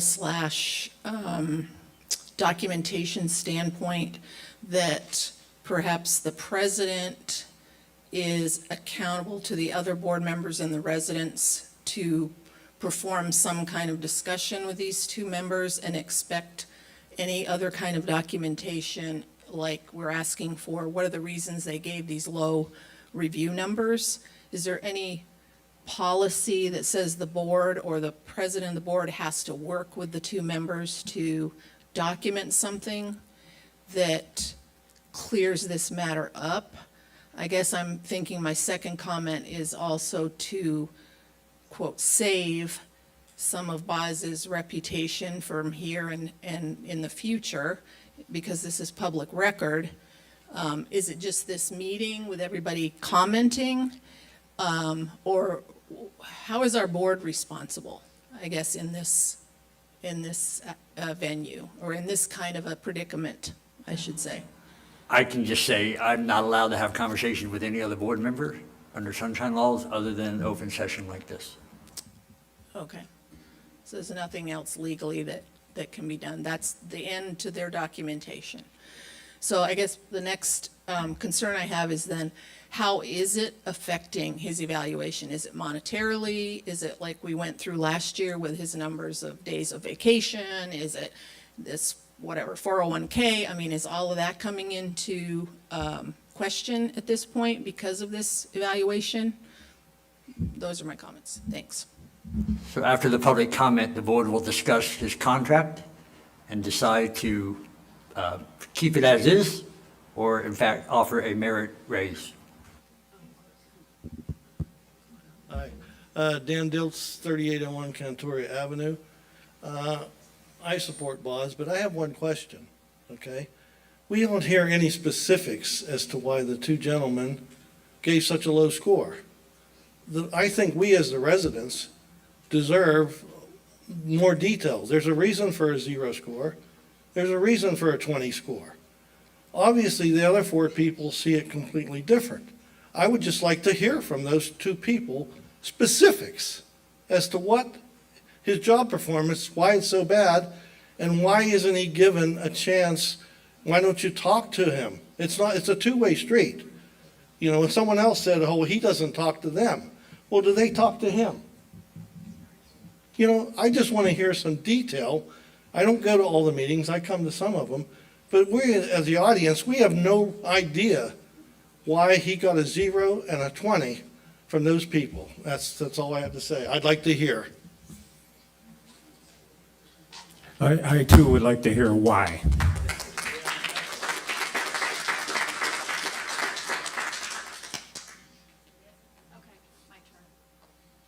Barbara Carmona, 5010 Myrtle Beach Drive. Boz, I just want to give you the bad news first. You're not perfect. Guess what? Neither are any of you, okay?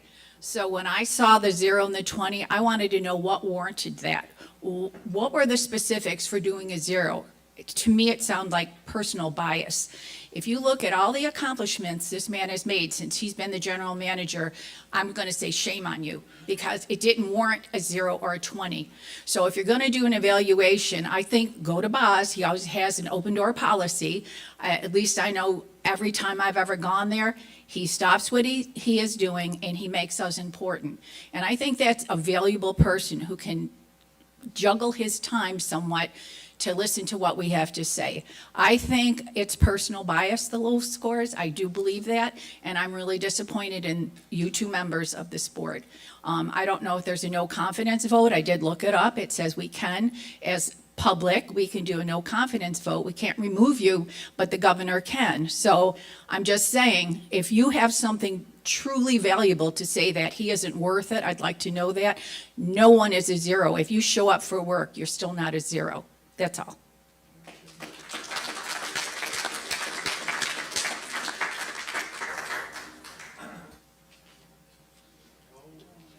I have a question. I have a, Rhonda. Rhonda, you can only speak one time per topic. Okay, this is a policy issue. If Well, we're two talking men- about Boz's review right now. You've spoken already.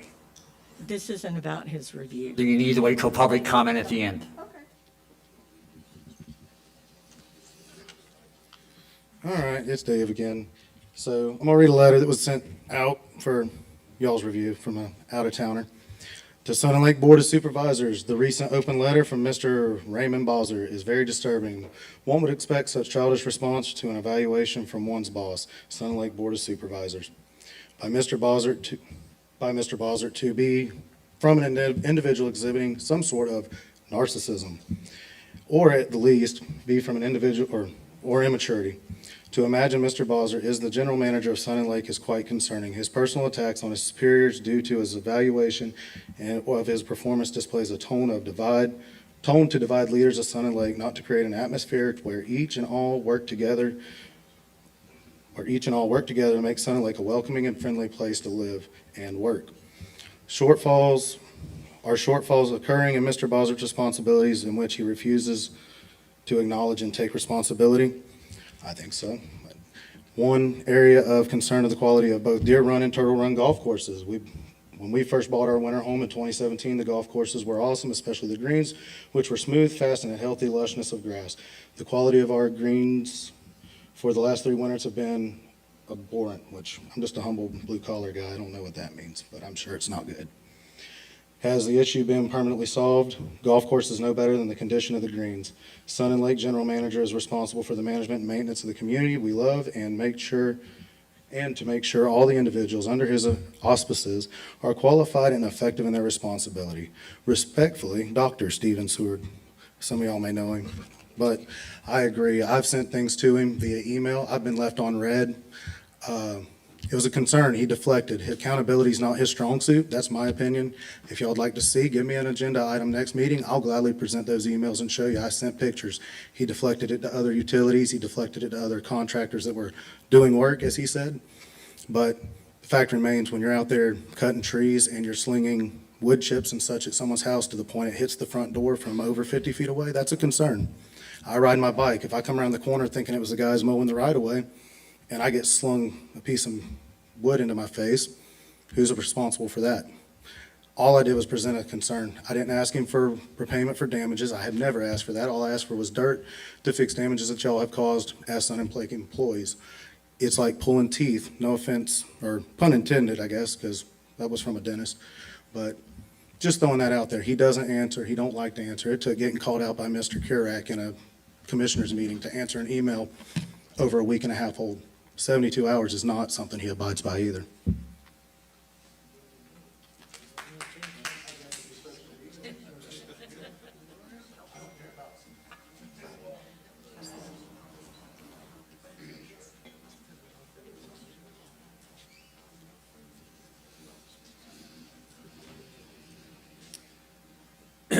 I really promised my wife I wasn't going to do this. Ray Brooks, Matanzas. I got to tell you, after hearing everything, what I'm worried about is the future. Because I think the board that we have now, I'm not sure I believe in them, that they're going to do the best thing for the residents of Sun and Lake. I think you guys got to all look at yourselves and say, can I help Sun and Lake? Can I do the right thing? If the answer is yes, fine. If the answer is no, get the hell off the board. Thank you.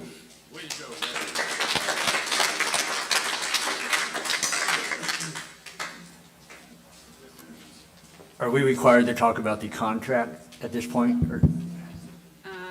I will just read out the portion of the employment contract regarding the performance evaluation, its purpose as it was raised, and what your options are right now.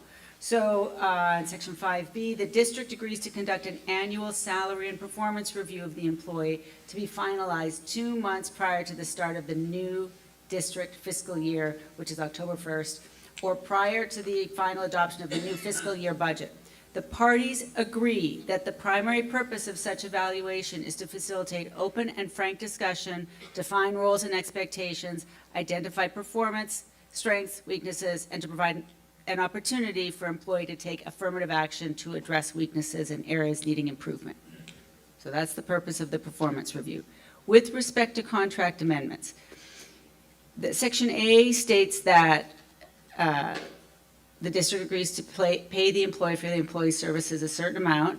Future salary and benefit adjustments will be made exclusively by the District Board of Supervisors as part of the annual district budget adoption process, or in the case of special circumstances, any time deemed appropriate by the board during the district's fiscal year.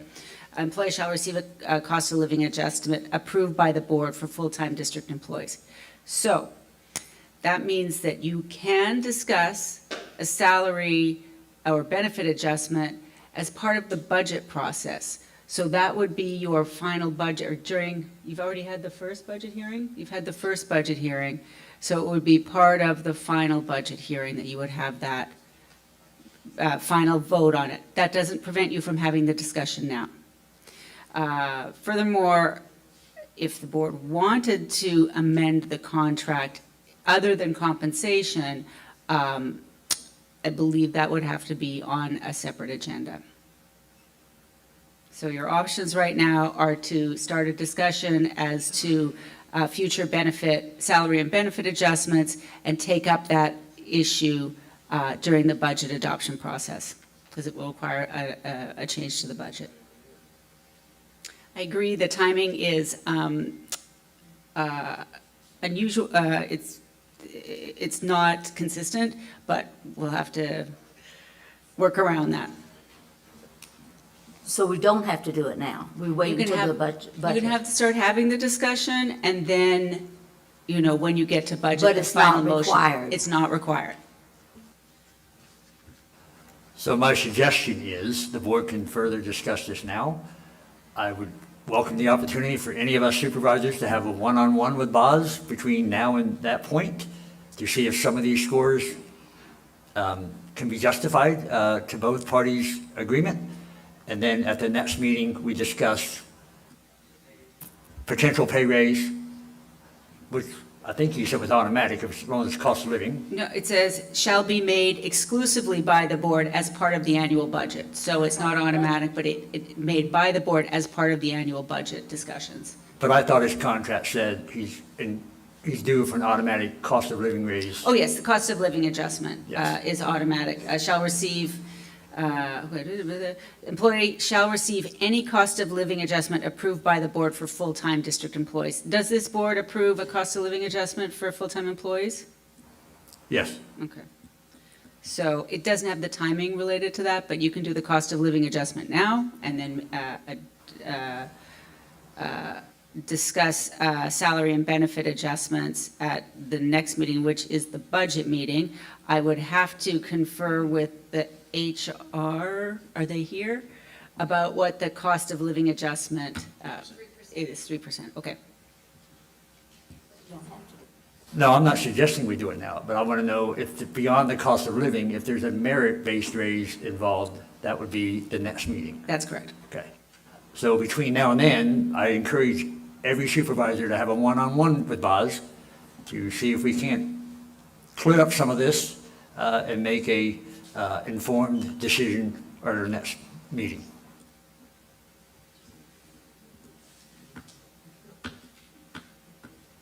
I agree with President Norton on that.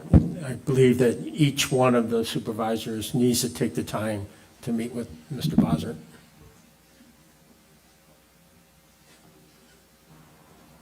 Okay, we're going to move on. Review a decision to award bid for RFP 26-06 road resurfacing and repairs.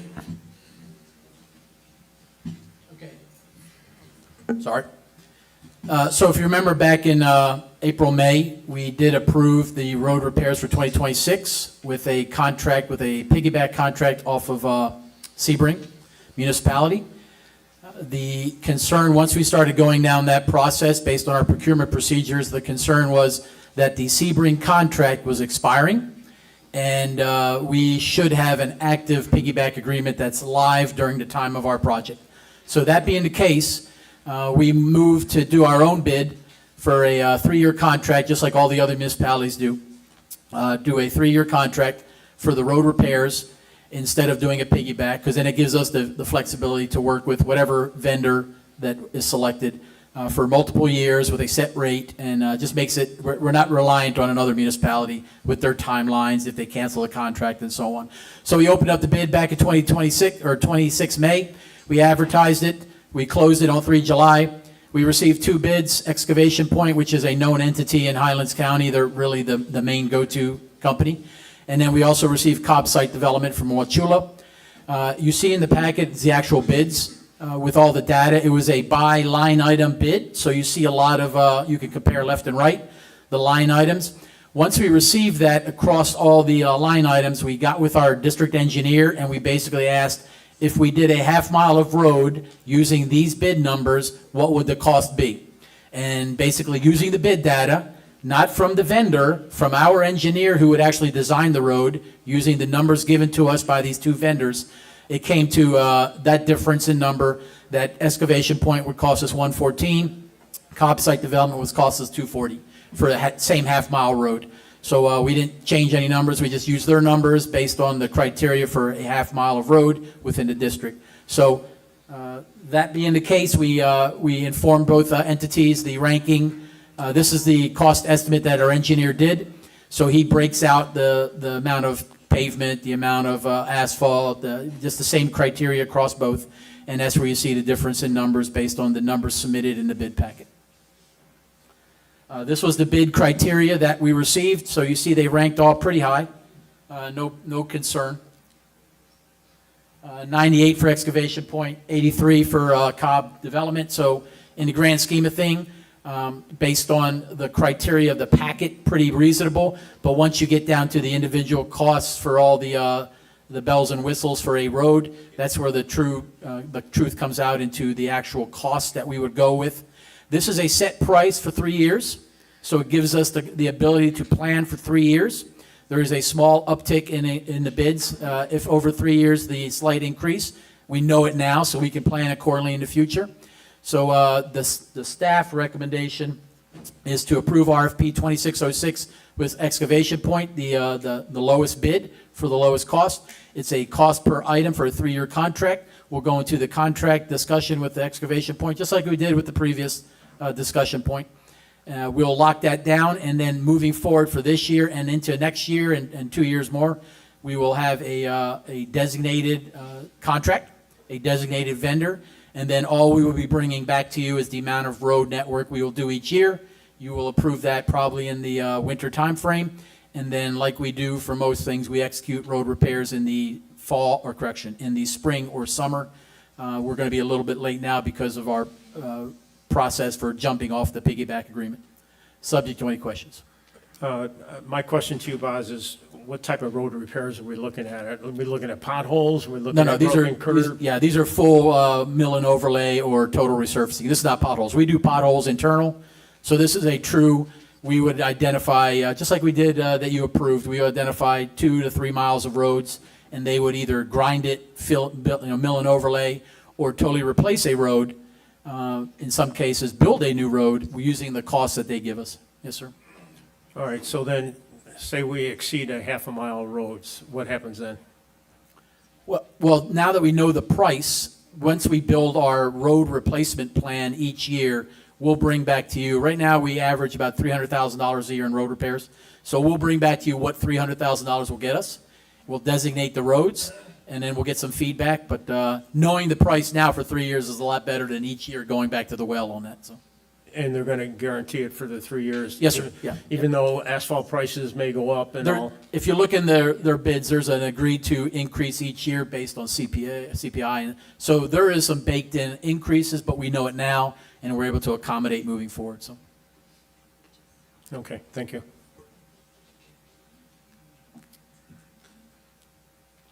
Any other conversation, discussion by the board?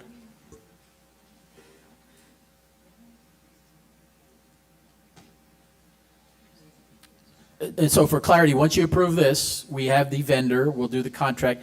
The same roads that we approved back in the spring is what we will do. So there's a combination, there's Ponce de Leon, there's 3 miles of roads. So I can re-bring that to you at next meeting just for situation awareness. But once you approve this, Excavation Point can start knocking this out pretty quick. So. I would like to see what we agreed to. Yes, sir. Yeah. Okay.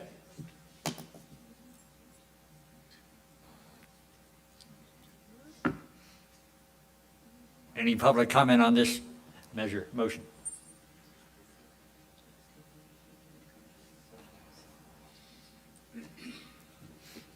Okay, I'm going to go ahead and make the motion to approve RFP 26-06 with excavation point for road repairs based on the cost per item for a 3-year contract with agreed to cost increases. Project will be funded by the CIP program reserves.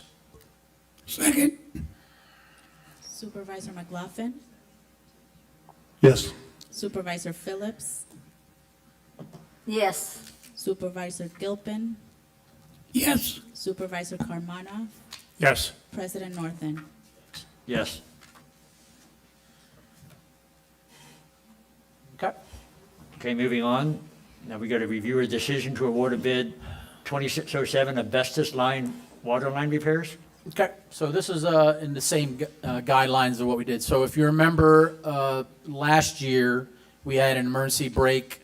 2 years ago, we had an emergency break on Sun Lake Boulevard that required us to replace asbestos line. That was an emergency repair. We went to our emergency vendor based on our procurement procedures, and we knocked that out. We were in the planning process for repairs last year with the same asbestos lined pipe removal. And this has happened on, not Romero, but Jimmy, you remember? Capella, I'm sorry. On Capella, and there was a major break there. It broke on asbestos line. We went to emergency repair process. So again, we used our emergency vendor. Trying to get ahead of this because we do repairs for the asbestos pipe every year. We try to do a half mile. We decided we're just going to have a standing bid that we get out there, and then we can plan each year $200,000 to $300,000 of repairs for the asbestos lined pipe. It's mostly in the north, the front part of Sun Lake Boulevard. Nowhere else. It doesn't go past Ponce de Leon. But this will be replacing the asbestos lined pipe, about 3,000 linear feet, which averages about 30 houses. And we put the bid out. We put it out there. We closed it. We evaluated it. You had 3 vendors come in. KDL local vendor, the Cobb site development out of Wauchula, and then a company out of Jacksonville, because we put our bids on the Florida website, so anyone in Florida can bid. So as you see there, the bids came in across the spectrum there. This is the network that was in the bid. This is your 3,000 linear feet.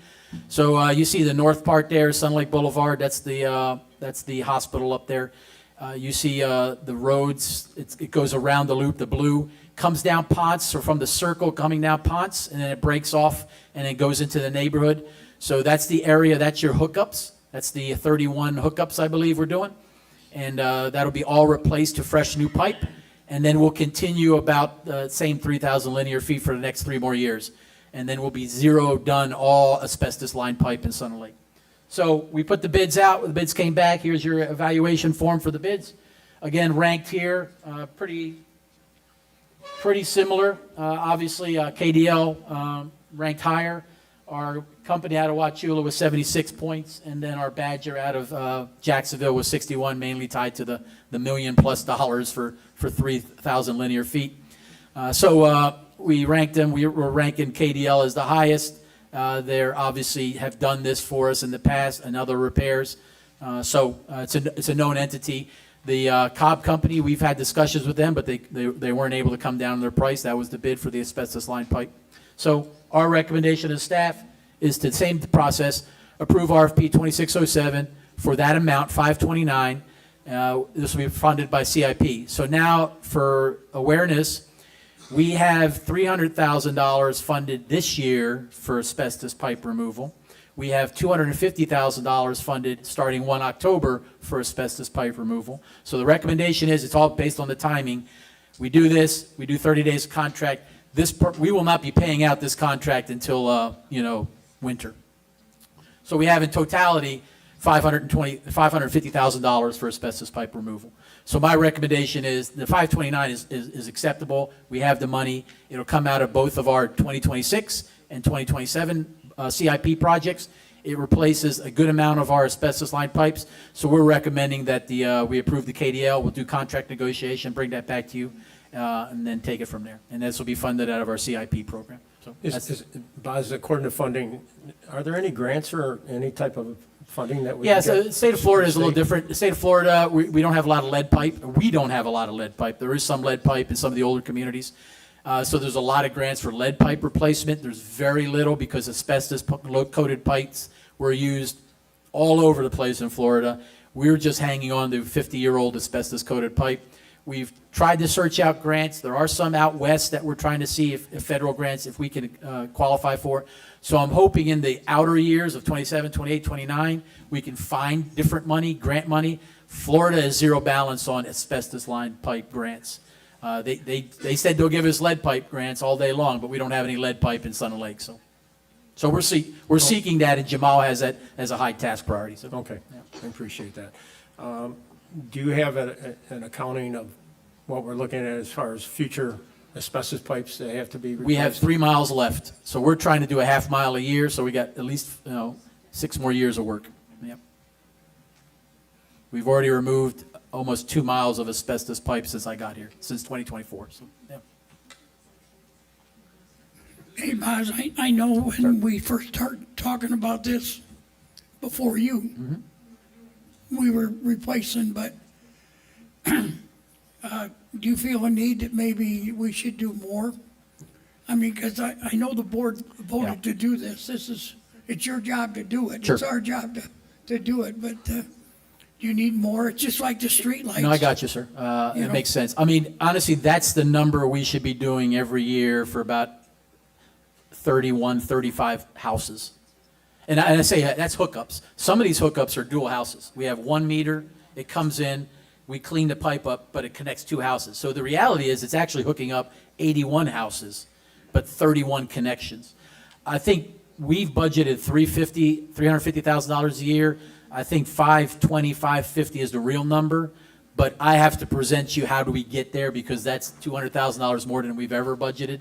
And I think it's going to be out of the realm for this year, but I think future years we can get to that number. Yes, sir. Yep. Well, I think you know that from our response in the past that we'd like to get this done from, agreed. so the Yes, sir. sooner the better. I'm with you. Yep. We'll present a plan moving forward to get you more, Okay. get it done quicker. And I know I'm very interested in the streetlights and getting, when we got that started, I don't mind if we can find a little extra money to do that too. Yes, sir. 150 a year is in our budget. We'll talk about that, but Yeah. we could amp that up a little bit. So, yes, sir. Okay. I'm with you.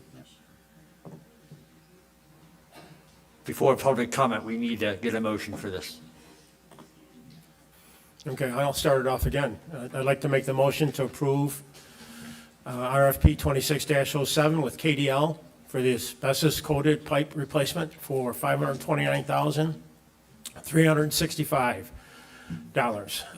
Project will be funded by the CIP program reserves.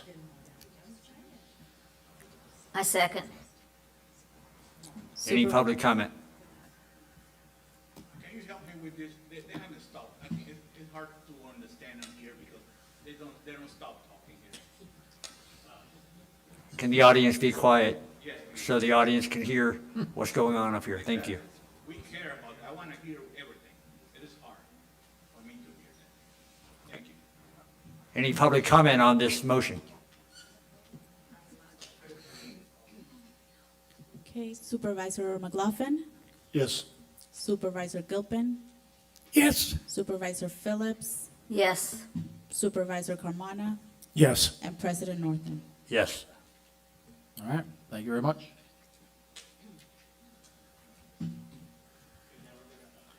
We're going to approve the resolution 2026-06 for the 26-27 operational assessments, draft fees, draft budget, and utility rates. Yes, sir. So this is the time where we basically are approving the draft budget. You have in your packet some data points. Our by-department budgets are the large sheets. You have the resolution that sets our assessment rate of 0 that we're moving forward with. You have some updated fee schedule in the packet that shows you in red the changes that, which are very few, that we would adjust for the fee schedule for next year. It's taking into effect the 5% uptick in the golf membership as well as the golf public play. You see that. You'll see some slight increases in some of the contractor costs when it comes to connection fees for the mailboxes, the consolidated mailboxes, and a few other things. But very, very little. We are not increasing many, if any, of the amenity fees like our pool. We've already did that last year. We're good with that. But we found some gaps in our program when it comes to, we're not charging, we don't have a fee structure for the recreation facilities like the pool pavilion, the island, that type of stuff. So we've adjusted that. We did relook at our cost between a resident and a non-resident that's renting some of our space. We've adjusted that. To include this location, we went with rather than you rent it for a day, that was really clogging the system because a lot of people only use this for a couple hours, but they had the whole day. So we weren't able to re-rent it for an afternoon or an evening event. So we went to a four-hour window that you can rent this place for with a much reduced number. And that gives us the flexibility to be able to multi-rent this throughout the day. Someone wants to do a meeting in the morning or a class, and then in the afternoon or at night they want to rent it for a birthday party. We're able to do that because in the past we weren't able. It's just locked down the whole thing. So you'll see that.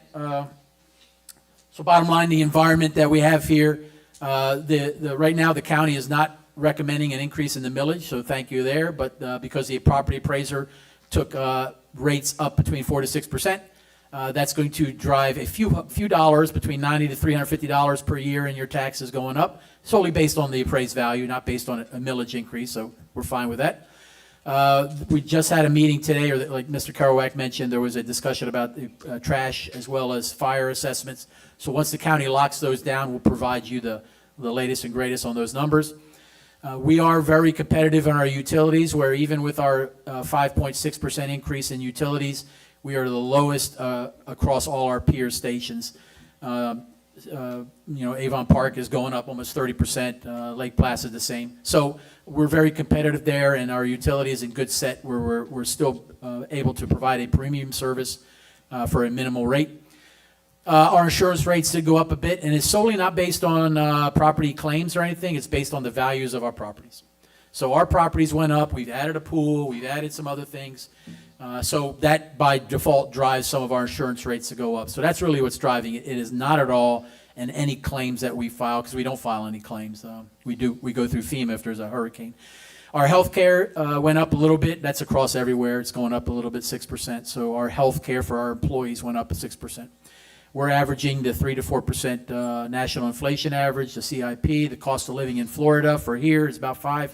That drives a discussion that the COLA that we're recommending for the staff is a 3% COLA across the board, and then we'll take it from there. And then there's a 2% possibility for merit for staff that I'll control. So it's basically a 5% bucket per employee that will be approved in this budget. So that's the environment for us. This is an eye chart, I apologize, but this summarized, this is all your departments. To the left, all your departments. On the top is your revenue, and we'll talk to revenue sources.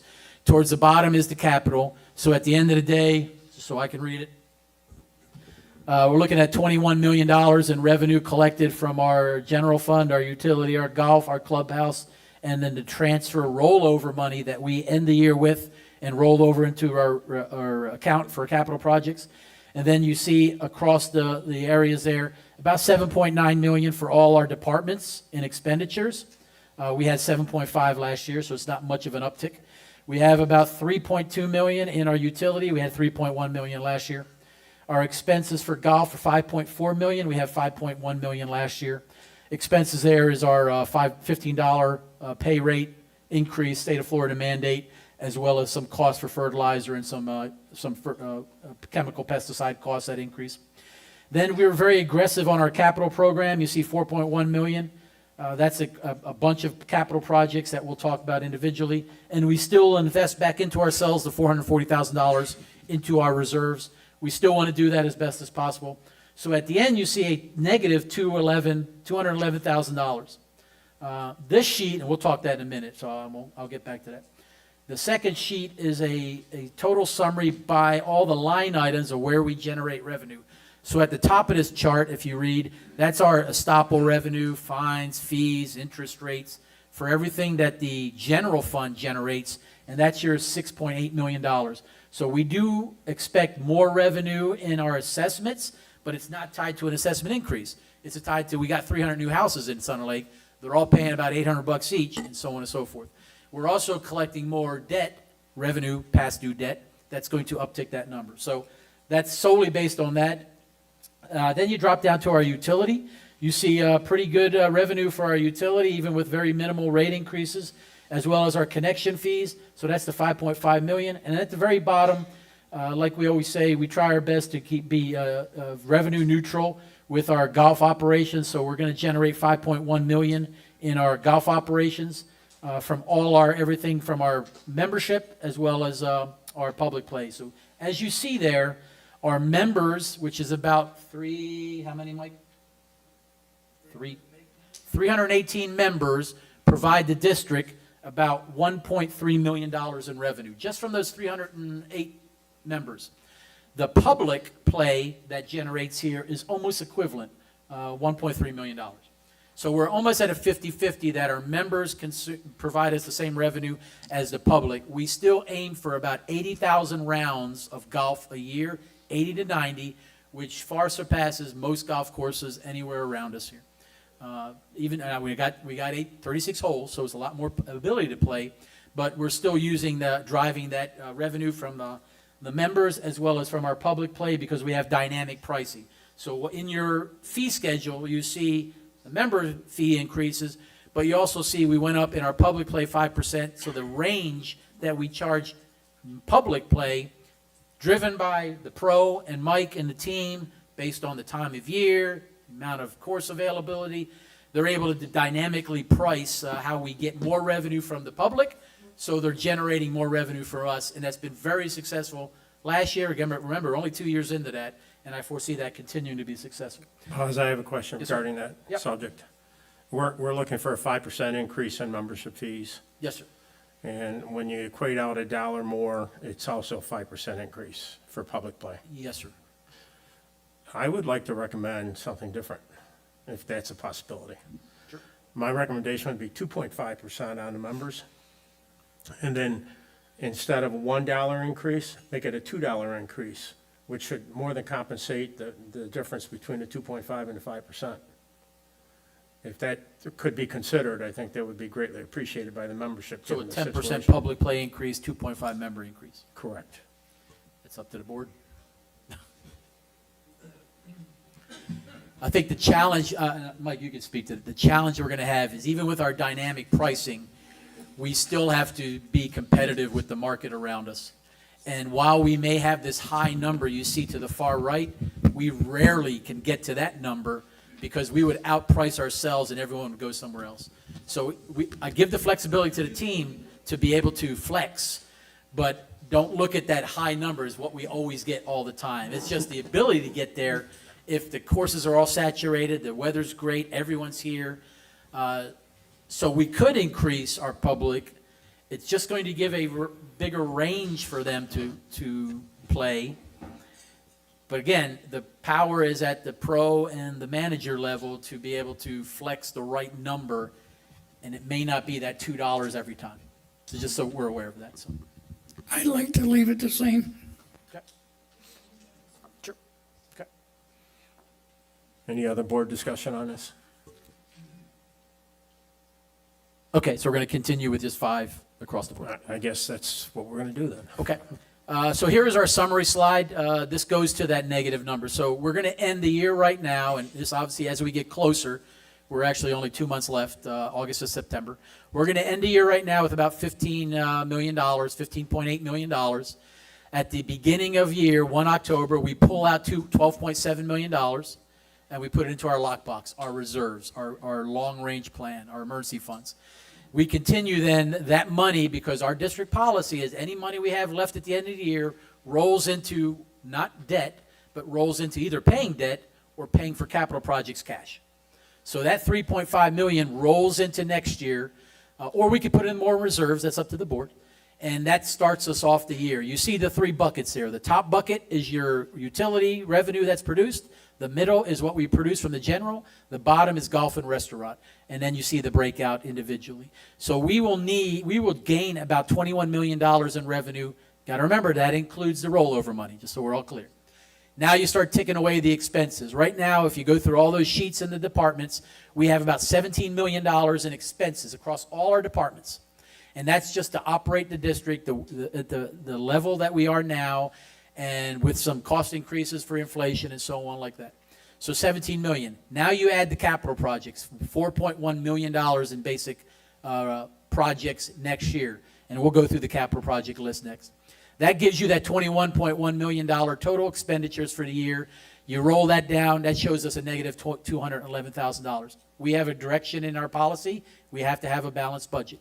So I'll show you on the next slide how I'm recommending that we have the ability, rather than slash department budgets, some of our capital projects just get put on hold.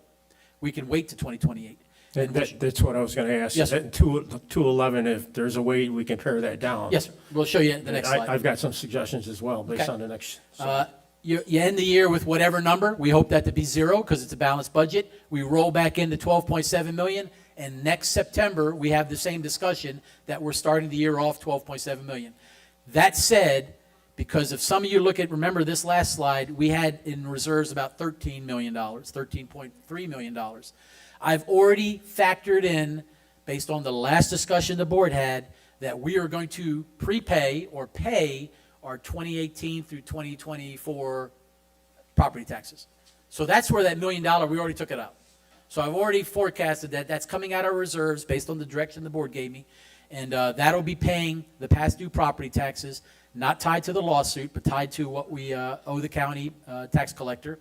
So that's why that 12.7, that's the actual number. We've already planned to expend the property tax money. That is not the property taxes owed for 2025 and 2026, because that's in an active lawsuit. Okay? All right. To the top right corner, there will always be money that we kind of know is coming.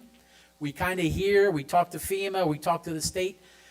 We may have a grant out there. So in the top right corner, you see that we expect about $500,000 in other money, but it's not forecasted. We don't, well, I should say, it's forecasted, but we don't plan against it. So if it comes, it comes. Great, it helps us out. We also, this does not include the money for our wastewater collection, the $2,700 fee. So throughout the year, we average about $2 million in revenue that we collect for our wastewater plant that goes into a separate wastewater reserve. That'll come in, and then that'll go into the reserve. So the reality is your $12.7 million by default automatically gets $2 million more, and so on and so on and so on. That reserve that you were speaking of for the $2 million, that's earning Oh, yes, interest sir. on it? Yeah, that's Okay. earning how much? 5.3? Interest rate, reserve.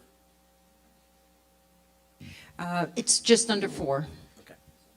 Yep. So this is your capital plan. This is that $4.1 million. And again, I apologize for the eye chart. This is all the projects from our general fund through our utility, through our golf. So the stuff in red comes out of the wastewater reserves. Those are projects that we will get money for. You see a $10 million number there. We will know next week if we're going to get awarded the $10 million grant from the state of Florida for the wastewater plant. This is not to build the plant, this is to design the plant. So don't even plan on that. That's just a separate $10 million. If that doesn't happen, we find another way to get the money to design the plant. But the other things in red will come out of the wastewater reserve for either adding new lines, putting in dry lines, adding water and wastewater lines out to the Pass Cortez as we build our network. And then you'll see at the bottom there, there's a number for going into our reserve funding that basically we're self-financing or we're investing back into ourselves across all our accounts, our emergency account, our different future project account. That's that $400,000 at the bottom there. So the recommendation that, all right. I apologize. There are $200,000 on here that we are recommending that are pushed into 2028. I thought that slide was in here, but it looks like it's not. So in your capital projects, there's a few items that we are fine with pushing into 2028. That's where we're going to gain that $200,000. So that is the seawall can come down a little bit. The utility cart for my recreation area, this is a service cart that they need. We can reallocate some carts. We have a beverage cart that we're repurposing so they can use that. There's some issues down here. The cart pass and the riprap. We have a good stockpile of riprap we use on the golf course. We need to come up with a better long-term plan for our cart pass. I'll present that to you, and that'll be a separate fund that we will go towards our golf reserves to, if we want to add more cart paths, more cement or asphalt paths, it'll be tied to a future long-term plan, so we can save that money next year. We're not going to spend that in little bits and pieces. We need to give you a more holistic plan. And there's a couple other items that I will give you, but there is a $211,000 recommendation to shift stuff to the right.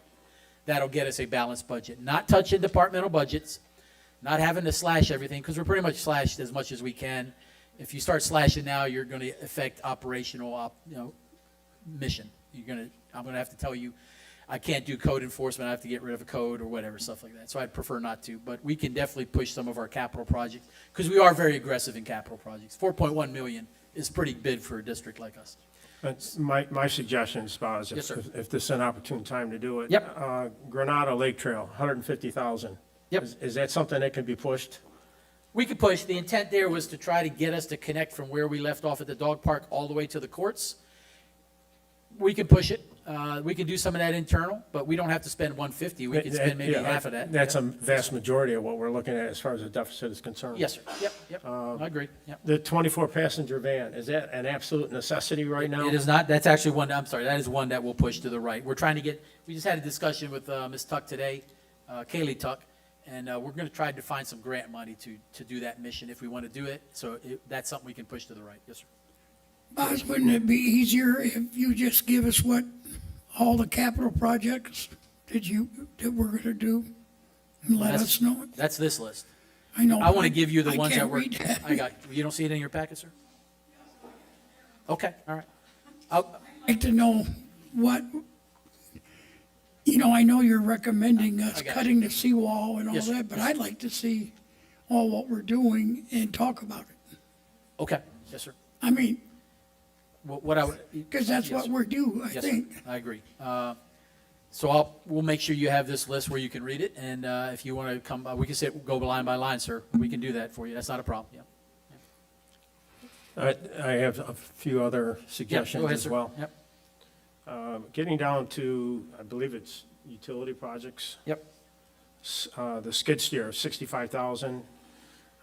Vehicle pickup trucks, 2 of them, and the Unit 23 pond bank. All of those, in my mind, right now aren't necessary unless they're absolutely necessary by a utility department. Skid steer more necessary than, we can wait another year on the pickup truck, so I agree with you there. We try to keep it on a recycle replacement plan, but we can defer 1 year. We do need to do the Pond 23 upgrades because we need to get 3 more years of life out of our Unit 23 ponds, so that has to be done. So I would not put that on a list of cuts, yeah. But the pickup truck for sure, yes, sir. Okay. And then getting down to the golf clubhouse. I know this was a hot issue. I have to express Bill's concern as well. The top 10 tracer, 10 stalls, 20 stalls actually. Right now, we're budgeting 500,000. Is this something that we could probably table That's a at great this point? I know we had agreed to pursue, to look into it, but I think that we need just to get more in line with our budget, and I think that would be a big help. Agreed. So here's what I would offer to Mr. Norris's point. So right now, there's an RFP out to get us some numbers for the technical side of that project. No cost to the district. We're going to put it out there. We'll see who bids. That'll give us a number for the automation side. Probably next week, we're going to put out the RFP for the actual construction of a 10-bay facility. And that, again, no cost to the district. A project manager, that's his job. He'll do that. So it's 10 bay, not 20? Well, I'm sorry, 10 20. with a 20 expansion. Okay, That's what the all right. bid's going to say. So let's get those numbers back. Then we'll have some actual numbers that our engineer has designed. And then I totally agree, between board feedback as well as citizen feedback, some type of workshop or town hall, let's discuss what this thing may look like. And so that's an easy one. If we get to that point, we have some numbers, we refine the cost, we have a discussion. Is it lighted, not lighted? Does it make sense for us? What's the true revenue generation? That is an easy $500,000. We can say, wait, we can curl back. But I would agree that we owe you more information rather than to slash it right now. I think it's a valuable amenity increase that we need, but we owe you more information on it. So I would recommend we do those steps. And then I'd say in September, if worst case scenario, October, we're bringing that to you for a discussion. And then you can give me the direction that either line it through on our budget, saves us $500,000, or just say, we only need $250,000 and let's move out and do it. So We need to know, though, for the budget-wise, before we actually approve the budget. I then, think right? there's $200,000 in other expenses that we could easily push where it doesn't affect that. Yes, sir. Yeah. And the last thing I wanted to ask is the turtle irrigation. Is that something that needs to be done right away? You know, we're doing Band-Aids on turtle. Jimmy can speak more to it. It's a hydraulic system. It's aged. The recommendation is we don't need to waste money on greens until we fix irrigation, so let's do the irrigation first. We can do that, a good portion of that in-house, because we're replacing the heads rather than the lines. But the recommendation is let's get that knocked out next year. Table the greens right for now. Let's keep doing the overseeds and what we're doing for the greens. And then we have a deeper discussion with the board on the greens replacement in 2028 moving forward. So Okay. I would recommend that. All right, thank you very much. Okay. So we are required, again, by our policy that we have a 5-year capital plan. This is your 5 years. So this is years, 1, 2 through 5. This is a living document. It's on our website, so any citizen can look at what we're thinking we're going to do in the future, and then we adjust it. You see here easily that we're very aggressive now. We're going to slow down as the projects get populated, because by then we're seeing how our resident population is growing. We're seeing revenue projections, and then if we want to add more projects in future years, we can easily, but it's not stifling us with either debt or anything. These are all coming out of reserves. These are all no debt. This is just what we plan for the future. So this is driven by you guys. At every meeting, you can say, hey, get rid of this one a couple years out. 2028, Yep. question for you there. Yep. What is the road to Avon Estates? Why are we forecasting something like that? So in our discussions, this is a county discussion that we're having, is that there's the Schumacher extension that the county's going to help us with. And then there's a discussion that we're trying to have to again help with our development out west of Cortez. Is there the possibility for a short leg of our road network to add what I'll call a northern entrance to Sun and Lake? So coming off the highway from Avon Park, running down. What it's doing for us is more for safety factors. It gets a lot of traffic off 27, because now we'll have a southern entrance and a northern entrance. So our push through Sun Lake Boulevard, Ponce de Leon will not be as heavy as it is now. But it's a small leg of road that we own the land, we're able to push through, and it gives us a connection for the future.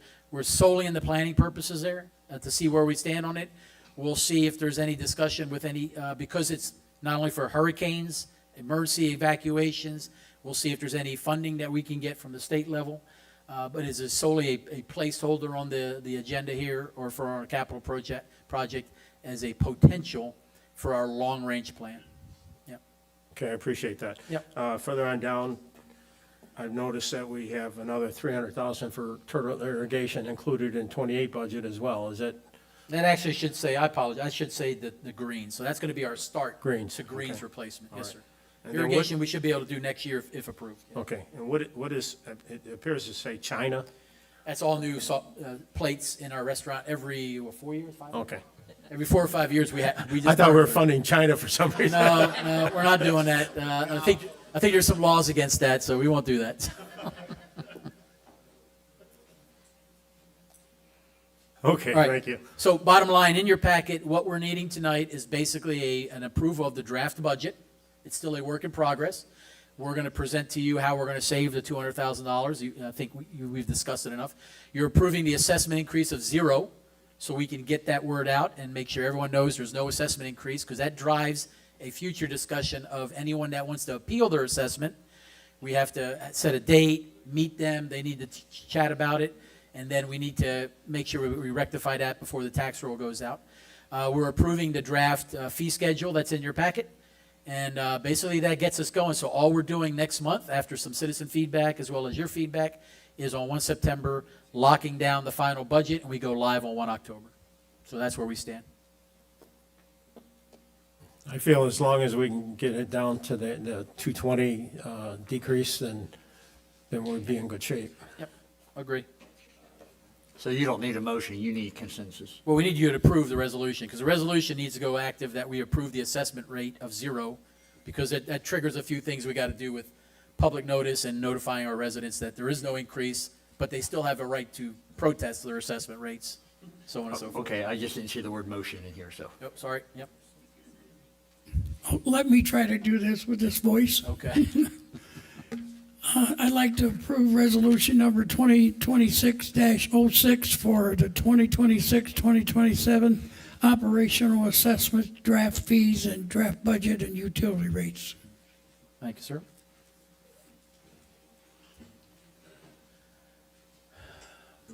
I'll second. Supervisor Nope, McLaughlin. Hold on. public comment. Any public comment?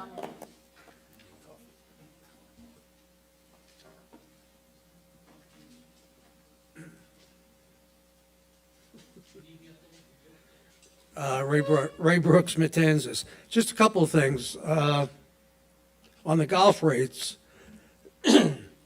I see we're raising the family year-long buckets, whatever you call them, like 10%, 8%. Why aren't we raising the public cost for golf balls at the driving range?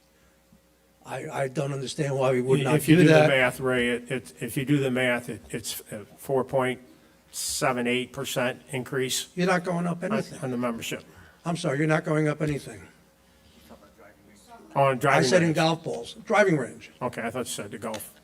driving course. range. Okay. I'm just saying, I'm surprised we didn't go up. We're going up for the members, as we always do, but we're not going up for the public, which is not totally surprising.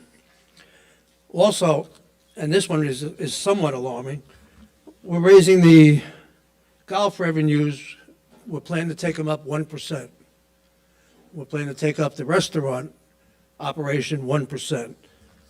But the golf operation, the cost, the expenses were taken up 6%. So basically what we're doing is, and Boz gave the numbers, the revenues are like $5,137,087, and the expenses are $5,472,166. So we're planning to lose $358,000 in change. I just want to make sure you guys are okay with that, since it's supposed to run at an even balance. So someone should get back to me if you could. I think that's all I had. I am concerned that we're raising the 5% for the membership. I can tell you we went up 10% this year for the membership, and yet the increase in membership revenue is only 6%. So something's wrong there too. But it's okay. I'm sure you guys are fully aware of what's going on. So somebody will get back to me on that, please? Yeah, we will. I'll get Mike to double check our numbers, we'll get back. Bill Norcross, President.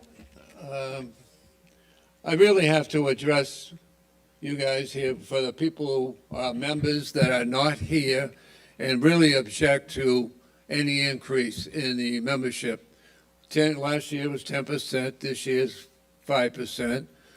It's, as soon as you lose a member, you have to factor in what do you really gain.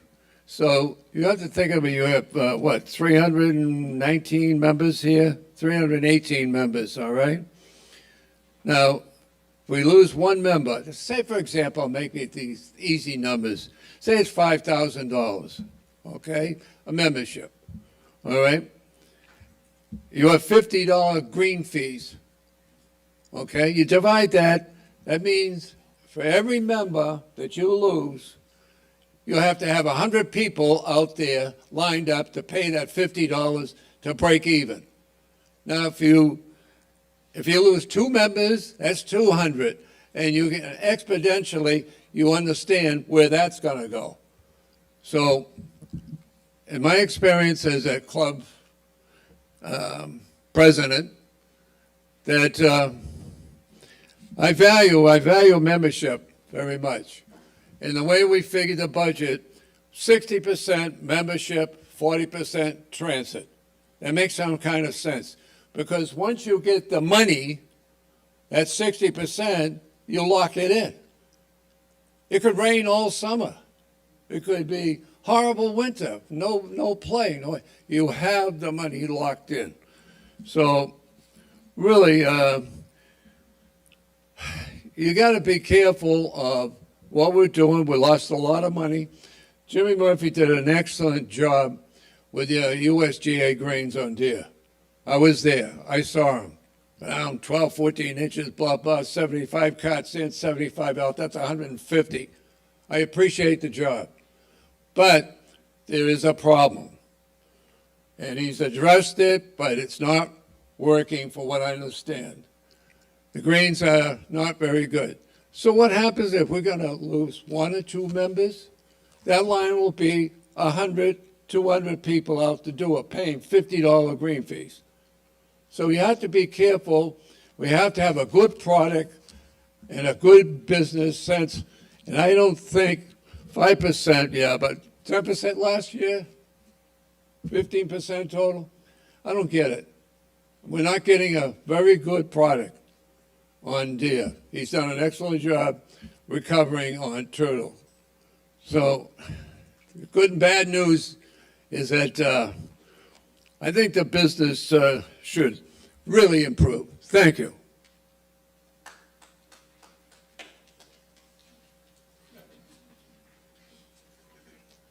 We can attribute most of the increase to the increase in the wages to It's a $15 an hour. It's a combination of the $15, but that starts 1 October. It needs to be done by 1 October.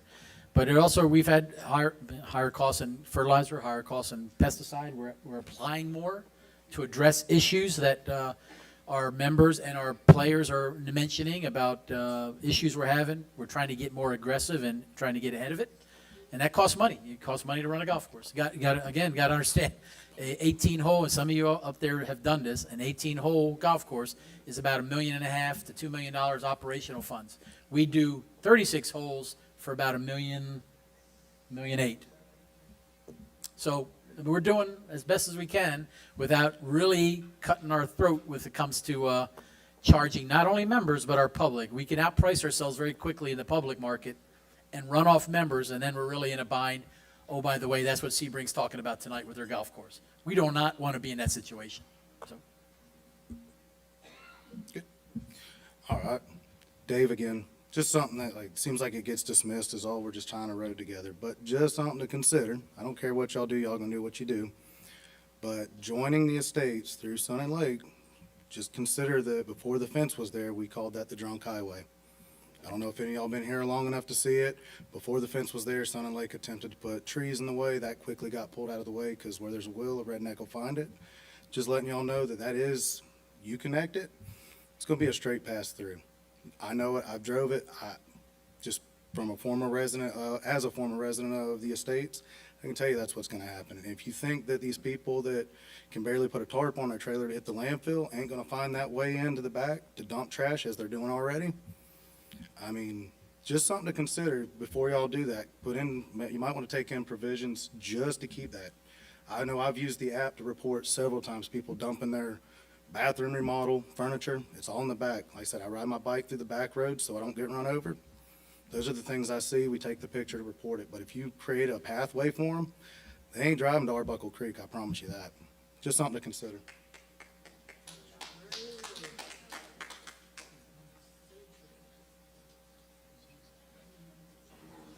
Any other public comment on the budget?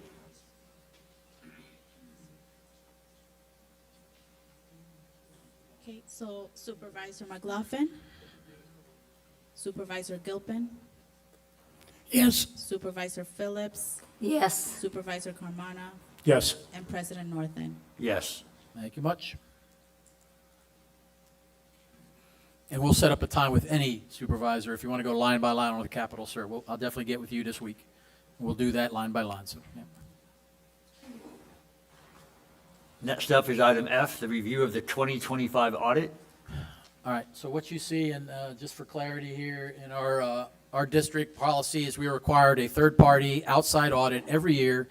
It's on our website. We've had it for 20-plus years. We do it. It's a third party. It gives us an assessment and analysis. I am not satisfied with the current company. I'll just be upfront with you.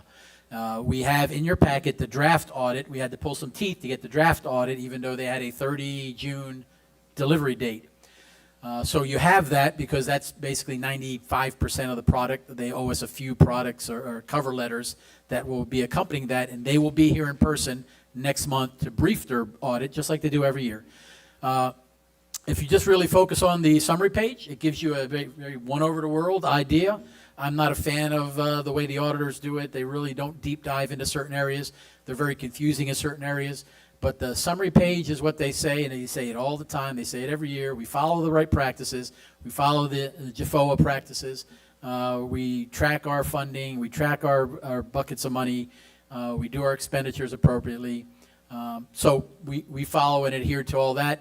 We expect the same brief next month when they come in person to brief you all. But you have enough in there to read. If you have specific questions, please get them back to me so I can send them to the auditor and answer your specific questions. They do not do a very good deep dive into our reserves, even though they assess it. They analyze how much money goes into our reserves and where it is. They do somewhat of a deep dive into our expenditures. But the bottom line is that's the draft product. It's pretty much the 95% solution.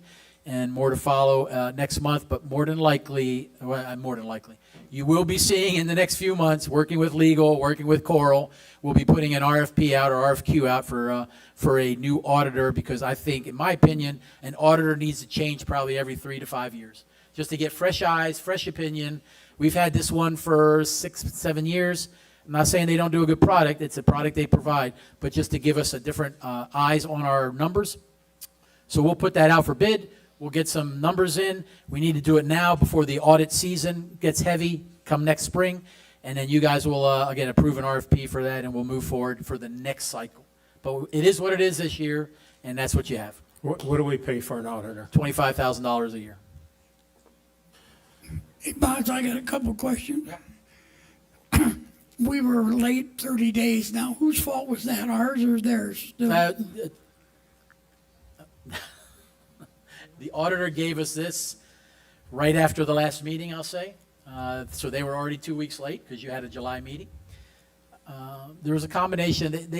We go back and forth starting in like April of, hey, I need you to send me this, send me that. You got to remember, we have 2 outside entities that provide us data. I have Troom, I have Infomark. So when the auditor asks us for a product, I can't just beat up her department and say, provide me the numbers. We have to ask. And that's the challenge with us until we get those 2 under our umbrella. So I'm not saying we were late or anything, but there's a couple days, weeks lag when it comes to if they ask for a last-minute change. We have to ask those 2 entities to give us some numbers. Troon is more responsive than Infomark, but at the same time, it takes a little bit. So there's a combination. Yes, sir. Okay, well,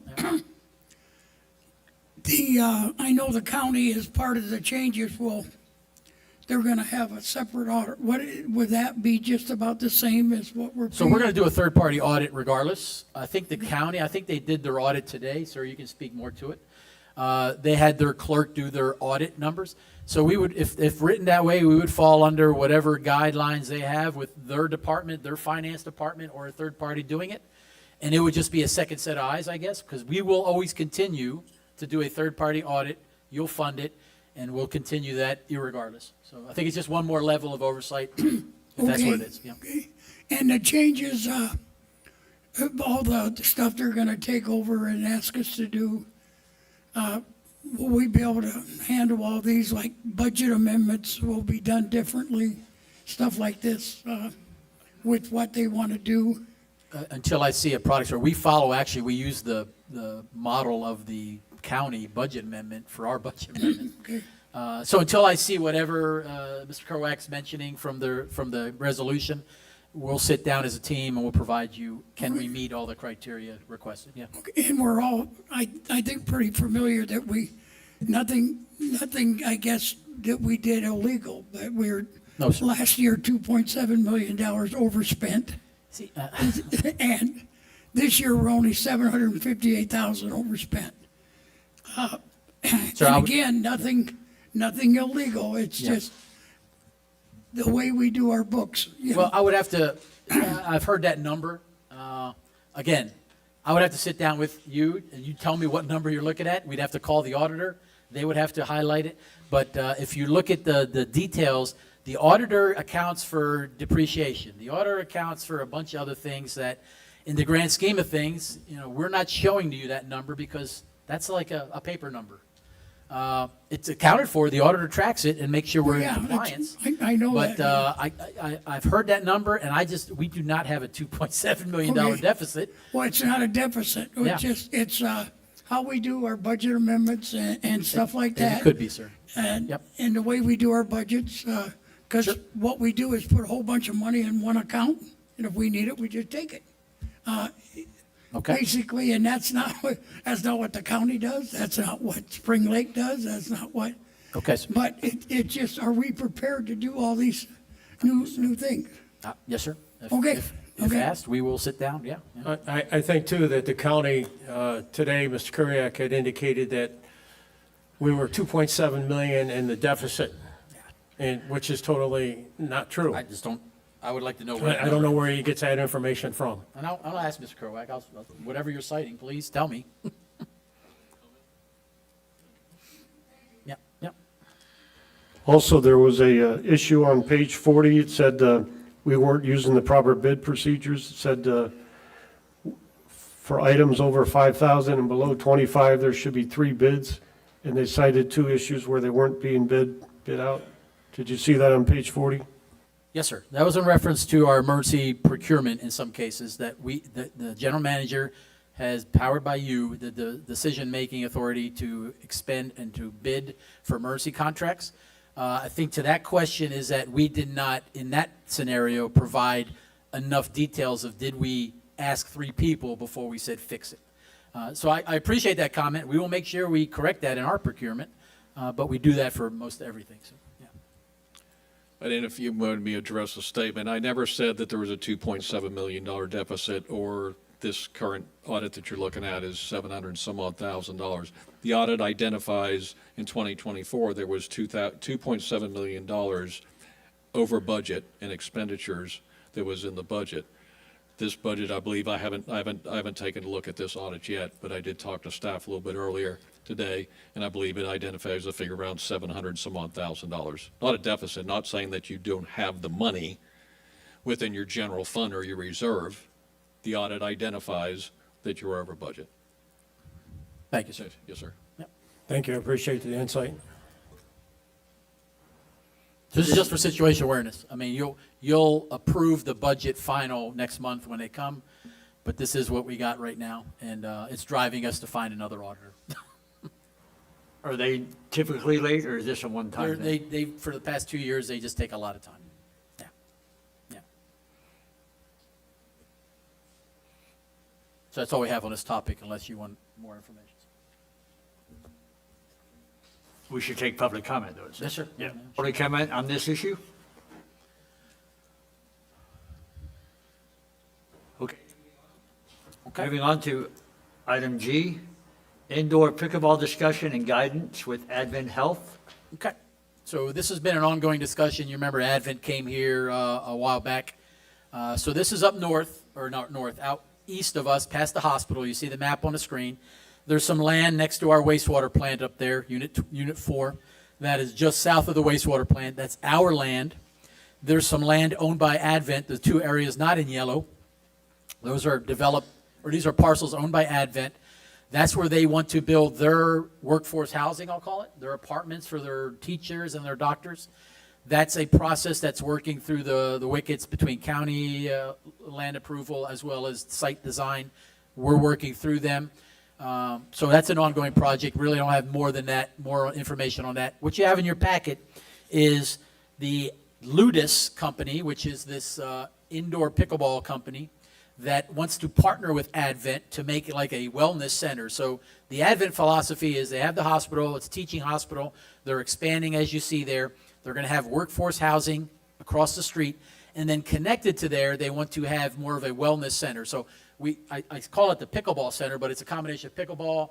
There's chiropractors, there's healthcare, there's a bunch of people in there. There's a coffee shop, a bunch of things that they want to put in there for the community of doctors that's going to live in this complex. But at the same time, because where they're positioning it, They want to offer it as an amenity to Sun and Lake.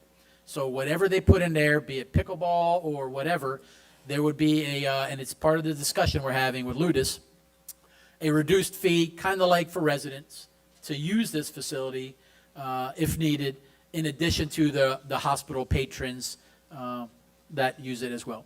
So they sent us back, in your packet is the 3 pages of what we initially sent them as concept of, who's doing the rezoning, who's doing the site prep, and that type of stuff. So you see their feedback. These are the two sheets that say no, right here. So these are these sheets. So this is what they came back to us. It's a lease. They don't want to buy right out of the gate. So we're going to make some money on that. It's a lease of the land because they want to build it, see if the concept is valid, and own it for a few years or lease it for a few years, and then maybe eventually 20 years from now buy it. So we'll make some revenue there as well as revenue when they buy it. They will build the site, but there's some discussion about site prep. So there's, as you see in there, some discussion of who would be responsible for that and a few other things. When it comes to business, if they go bankrupt, what happens? Who will pay property taxes? They'll pay even though they're leasing, they'll pay whatever is assessed property taxes to us, and we'll pay the property tax collector. So because we're using it for a business purpose, we won't get tax exempt. It's not for government use. They'll pay us the property taxes, and we'll just turn around and pay the tax collector. And a few other issues there. So you see my comments to the far right. It's a work in progress. We're really just needing guidance from you guys. It keeps going down. And then at the very bottom, you see a summary right here is, once I pass this on to Janice, she looked at it. An initial concept is a recommendation from legal, and I'll let her speak to it. Getting an appraiser involved, making sure the appraisal rate for the land is appropriate. We picked a number. We have not gotten an appraiser involved. That's going to cost some money. A few issues with the language of the contract, if we're going to help them build the site prep, and it's really just the land clearing, running the water, running the sewer line. We're not building the structure. They're going to do all that. But they're asking for some help there to get it operational. Some of the zoning changes, some of the county fees, they're wanting some help there. So she's actually commenting here that if you want us to move forward on this, we would recommend changing some of the language, and we would push back to Ludus on that. I have a question, Boz, regarding the key counterpoints. Okay. Are we suggesting that we go with all 6 of those, or are we picking one of the This is 6? their language. This is not my language. So this is Ludus came back once we sent the initial concept. So we're looking at what we're kind of needing is this concept still viable to y'all? Do you want us to start doing a hard negotiation? Because right now it's just, them providing data, us providing data. We need more details when it comes to the site prep. We have right here the concept of what they want the building to look like. What I'm showing here, the pickleball stuff, but if you look in there, it's not showing the coffee shop. It's not showing the chiropractor's office or the PAs and that type of stuff. It's more than just what you see there, but this is their initial concept. They owe us more details on the site plan, how much money. It's a multi-million-dollar project. They're going to fund it. They're getting the money for it. So it's really just to get guidance from you guys, how far you want us to take it. Yes, sir. Isn't that property wetland? It is not. It's a stormwater reserve to the south. The north side is adjacent to our wastewater plant that we're using for basically holding for conservation. We would just allocate that same 6 acres of conservation out west on land we own in the wastewater plant. So it's a swap, if we want to do that, yeah. But it's not wetland, no, sir. Yeah. I've got an issue with number 3 on that, just to bring it up front right now. I don't believe that we should be investing anything in building a building with them. We're not building any building. It's the site development. Okay, That's because the they're asking for misunderstanding. 50/50. Yes, sir. If it's our 50/50 on property. the site development. Right, Yeah. okay. So that's the land clearing, running the water line, running the wastewater line to where it stubs out, just like we do for a house. So that's where they want us to cost share, if possible, 50/50. The actual structure, what you just saw there, that's all on them. They're financing their money. We are not putting any private partnership with them for the actual structure. And their concern right now is that 50/50 cost share is us to get it through the county, get it through the rezoning, get it through that stage, because by then, they're committed, and then they'll go active on it in their logic. But there's still more discussions to have. I mean, we're really at the CEO, GM level discussion. Once we start deep diving with legal, our engineer, their team, we'll see more details on it. So, Boz, am I remembering right that you and President Norton went and looked Yes. at it? And then they came here and we're going to get us something? Advent, yes, sir. Yes, Advent. Yes, We haven't, this is the first we've heard from it. yes. I've seen your maps, which are Yep. pretty good, but I think they ought to come here. Yes, sir. Or you get an appointment with me that I can go and find out, because I know nothing other than maps and stuff. I got So you, sir. I really would like to know more about, I mean, I'm in favor of Yes, it, sir. unless the money is not right, but I've had so many questions with this, and I don't have any information to tell Sure. anybody. Now, I think that we need to have a meeting with all the supervisors with them. Agreed. Not just one supervisor. And they wanted to be on tonight, but it's really just to gauge your interest. Do we even need to continue the discussion? So what they sent us on Sunday, and I've been told before, don't give me last minute stuff. So what they sent Sunday is their brief recommendation. I just cut out some key points.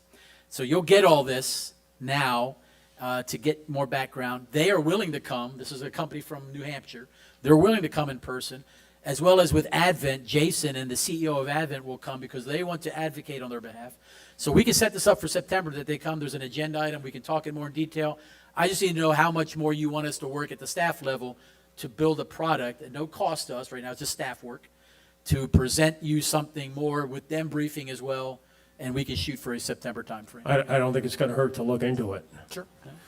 Where are we Wait a at with minute. the housing, though? I think that job's up to you, but Yes, sir. I want them to come Yes, sir. and talk to them. They can be here. Yes, ma'am. I've been here for a long time, longer than anybody in this room, 30 years.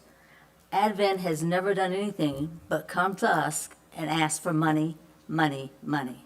So until I hear back from legal, I don't want to do anything, Sure. nothing. And that's just me. Okay. So I agree they need to come. They will come. Advent as well as Ludus. You got to remember, Advent and Ludus are two separate entities. Advent's advocating for Ludus, the company who wants to do this structure. The Advent guys still owe us their plan for workforce housing. We have very little to do with that. We don't own the land. They're going to do it all by themselves. But we do have some feedback when it comes to stormwater and that type of stuff. So Advent's working that plan with our engineers. This is a separate plan. I think they definitely need to come here in person, pitch themselves one more time, and we take it from there. Yeah. Anything? Any other comments from the board? What is it going to cost us to clear the land and do the zoning changes? So right now, I think I put it in here, sir. Right now, land clearing of 6 acres, the wastewater hookup. The good thing about it, we're right there next to the plant. So wastewater line, water line will come right from north. Worst casing it right now with the county permits and whatnot, $450. Yep. So that's a cost share, so that's $225 each.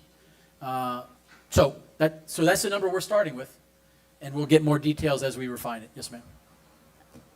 And what kind of a strain will that put on our wastewater plant that we have? We're still Sure.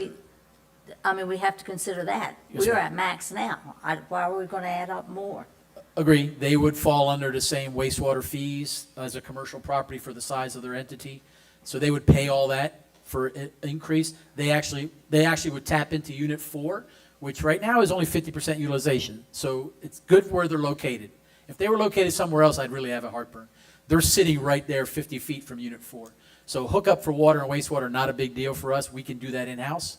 It's really the land clearing. We don't do land clearing for the most part. And it's the potential rezoning, because right now it's not commercial, but it's government land. We would have to get that rezoned with the county. So there's some steps we got to do there, and there's some costs there. So, yeah. I think we're still investigating. They need to pitch themselves to you all and our residents. But I don't think it's something I would recommend we don't turn this off right now, because I'm looking at long-term. This is thousands of dollars in revenue with lease. This is thousands of dollars in utility revenue. Plus, it adds an amenity that we don't have, that we'd be the only one that have. I'm not talking to pickleball, I'm talking to all the other stuff that comes with that area, as well as it amplifies what Advent's doing for their workforce, gives them a selling point. But we definitely owe more information to you all, but I just want to know the level of confidence you all have so we can start talking to them. That's all I have on this one, sir, unless you got public comments. Any public comment on this issue?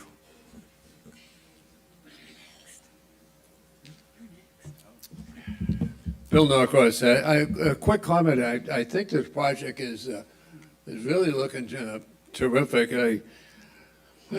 I'm sorry. I'm impressed with the scope of the whole thing, and then having the hospital extending it another 3 floors. I hear there's going to be 100 housing units, and pickleball tournaments, and maybe statewide and all this other big plans. I agree with Beverly that they have come here several times looking for money. In fact, that's a question I really want to kind of find out. Are we still committed to the $250,000 per year for the gym? No. We backed out of that, yes, sir. We're out of that. Okay, so, I mean, that kind of clears that up. But seriously, that they plan on expanding their teaching hospital there. It all looks like a positive type of thing, and I appreciate Sun and Lake's cooperation. Thank you, boss.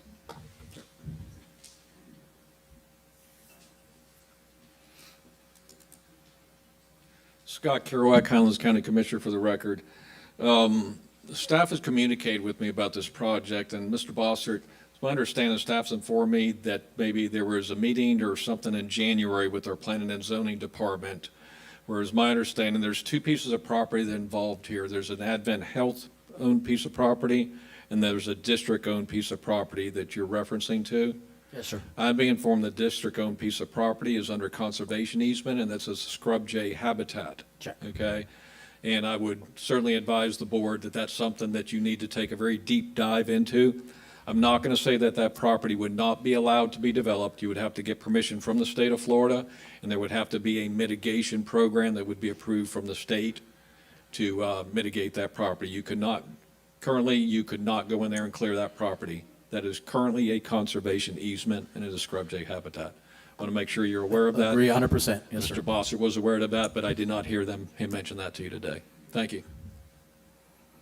Who would be responsible for mitigating Well, the area? that's why Ludus wants us to start that work, because we're responsible for the land, we own the land. We would work with the state on getting that rectified, that scrub jay overlay removed. So they're wanting us to do all that. That's part of that 50-50. So we would start that process once we come to an agreement. Are we moving forward with this? And it is somewhat a lengthy process. You're exactly right. It's not going to happen overnight, but they want to make sure that's being done on their behalf so they can start the other stuff. So, yeah. Hi, it's Rhonda. I just want to get an answer on when we're going to finish one of our ongoing projects before we start committing and looking into something else. Can we get an answer on any of this? What do we have open? When is it due to be finished on what we have currently? Is that a possibility that can be printed out, done, given to us as residents, made public notice, however you want to do it? But before we just start throwing more money out there, what have we still got to complete? And what do we owe to complete them? That is my concern. And I hope that I can get an answer on that. So to answer that, and for the board's comfort and peace of mind, what we're doing, Ernest is working on a project on our website where it captures all our 2026 projects with a completion date, a progress date, an update. So it'll be fully transparent, because right now you can come and ask us and we'll sit down with you. But Ms. Rhonda, you're exactly right. We will have that on our website so you can follow the progress and get you an update of what's the percentage completion of the pool and whatnot. So he's working that project, and we'll try to get that done sooner rather than later for 2026. It definitely will be done for this budget's capital programs starting in 1 October, but we owe you the summary of 2026. Totally agree. So we'll get that done. Yep. And the monies have already been allocated for all these projects, so Yes, sir. Yeah. that's not a concern. There is no debt, there's no loans, there's nothing like Correct. that. Yes. That's all we have on that one, sir, unless you got more public comment. Add-on items? We have none, sir. Well, if you give Have me we agreed- consensus do to we move have forward, I consensus think to I agree? got consensus, so I'm fine. I'm in agreement. I would like to pursue at least looking into it. We'll take it one more step, one more meeting. Okay?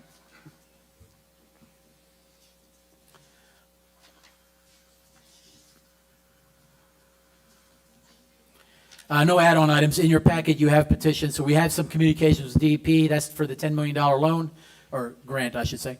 So included those into you. This is also the group that we awarded the bid to last year to help us get to this next stage.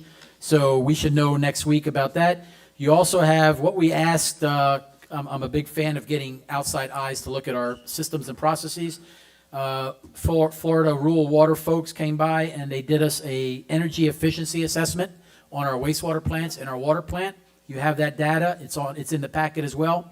We're doing very well in cost savings we have in our current plants. We have a much reduced footprint for electrical use.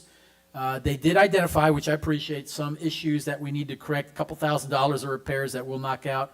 In fact, we're about 50% complete on them at both locations, that they would recommend to get a better cost savings for electrical use, do this, this, and this. You have that highlighted in here in these reports. This is also a product that I put on a rotating schedule that every 3 years, they'll come back and give us another analysis on our energy usage at all our plants, especially when we get the new plant. They'll do a start point, give us a start line, and then we'll track that moving forward. So those are the products you have in your packet for communication. And we have legal, finally. Good evening. There are a couple things we're following up on from the last meeting, changes to the policy, but I also have here Chris Lyon, my colleague from Tallahassee office. We had discussed last month about whether to move forward with, as you all know, that the district charter is in the county code of ordinances. This is unique to Florida special districts, so we asked Chris to come here and describe the process in which to get a special act from the Florida legislature to make you an independent district without county oversight. So I'm going to pass it on to Chris Lyon, and he will. All right. Move my portfolio out of the way. Good evening. My name is Chris Lyon. I am partners with Janice. I am in our Tallahassee office, and I have 23 years of experience representing special districts before the Florida legislature. Doing multiple what are called local bills every year. As Janice described several months ago when she was explaining some of the issues and challenges facing your district, I started pressing a little bit to find a little bit about more how y'all operate. And when I learned that you're considered an independent district because your board is elected and you basically set your own budget, so technically you're independent, but because your charter is controlled by a different entity, I said that's not true independence. And I'm not aware of another special district in the state of Florida in this same situation. So when we started talking about it, I said, well, a solution would be to petition the legislature to have a legislatively created charter. And you could, with that charter, then any future changes would have to run through the legislature, just like any other independent district in the state of Florida, versus through your county commission. I did prepare what I will call sort of key timeline, a local bill timeline. And to be clear, so what we would be talking about here is different than a general bill. A general bill applies statewide. Those are the ones you read about in your local newspaper, typically your more controversial issues. A local bill only applies in one part of the state. In this case, it would be a local bill just for Sun and Lake improvement district. It does have a different process that it follows that I do lay out in this document, but essentially you have to get your local legislative delegation to first approve it. You have a 2-member delegation which consists of Representative Kaylee Tuck and Senator Aaron Grawl. If they approve the local bill, then it can be filed. There's a few forms and some publication requirements that I mention in here, but assuming your delegation approves it, it can be filed as a local bill with the legislature. This year's legislature begins on March 2nd and runs for 60 days through April 30th. And just like any bill, it would follow the same general path of going through committees, and then if you're successful in committee, ultimately going to the floor. And then if you pass the legislature, the governor gets the last word, and he can either approve your local bill or veto it. So I just brought that to Janice as a potential solution to some of the issues that have been challenging the district for your consideration. So I do have those, what I call local bill key dates. I'm happy to answer any questions about the process, about the key dates, or about the proposal that I sent. So.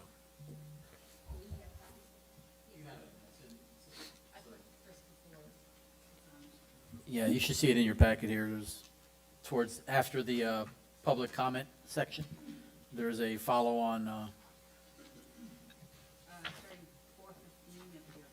Yep. Yep. Can you put it on the screen?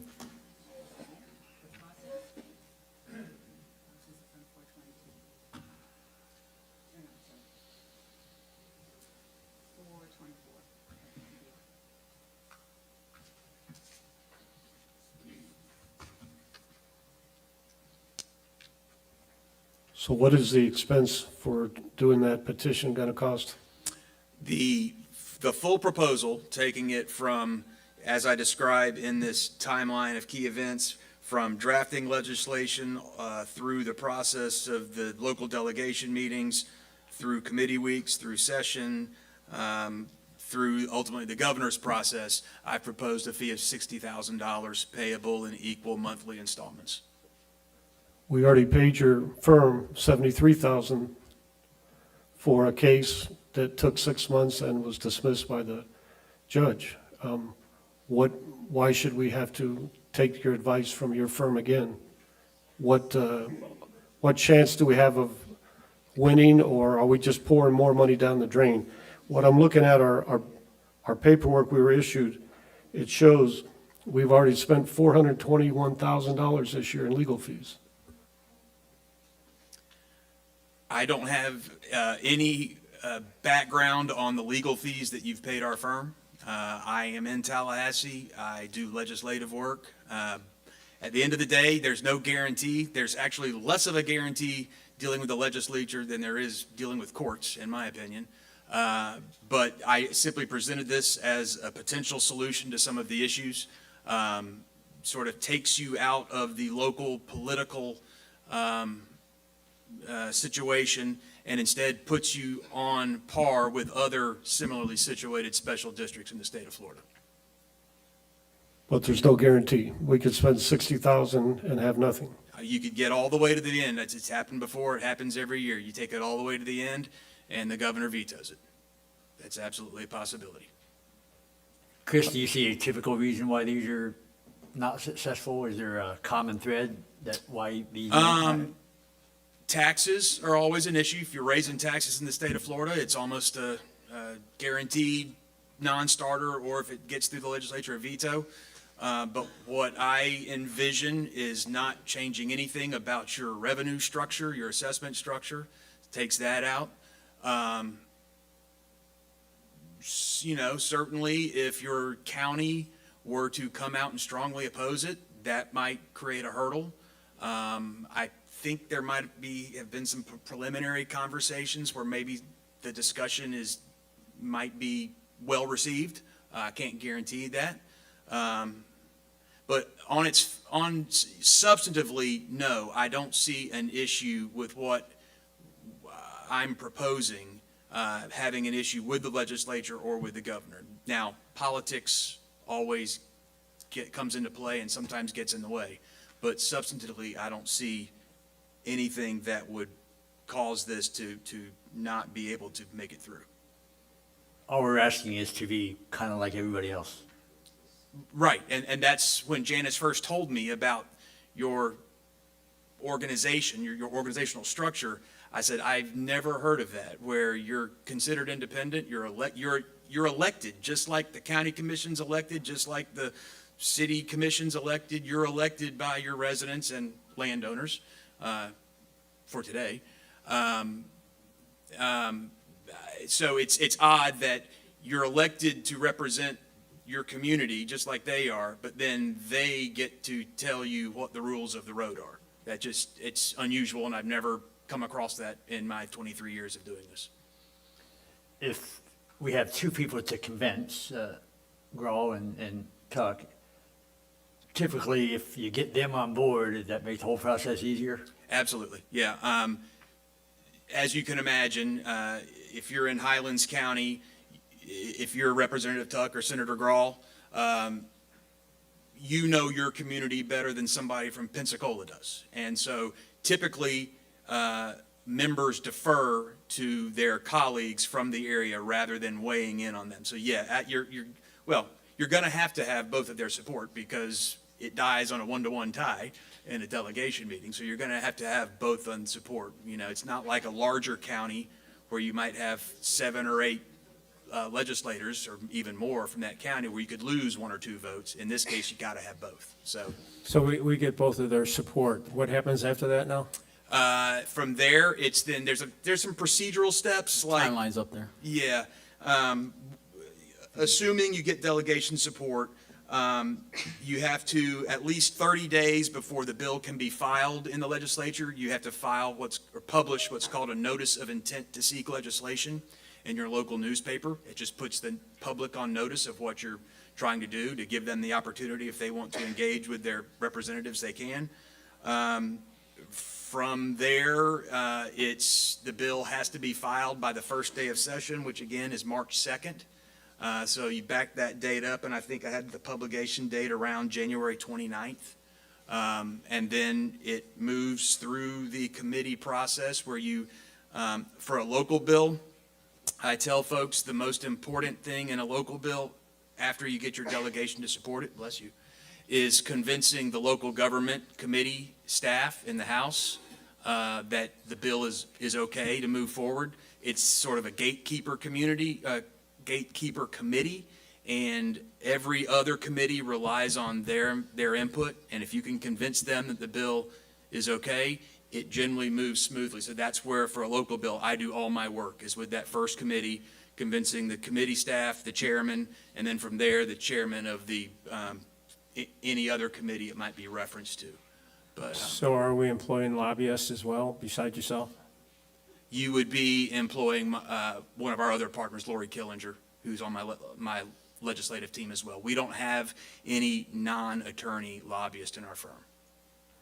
Since our charter was created by the county, wouldn't we have to get their permission to leave? Couldn't they block it?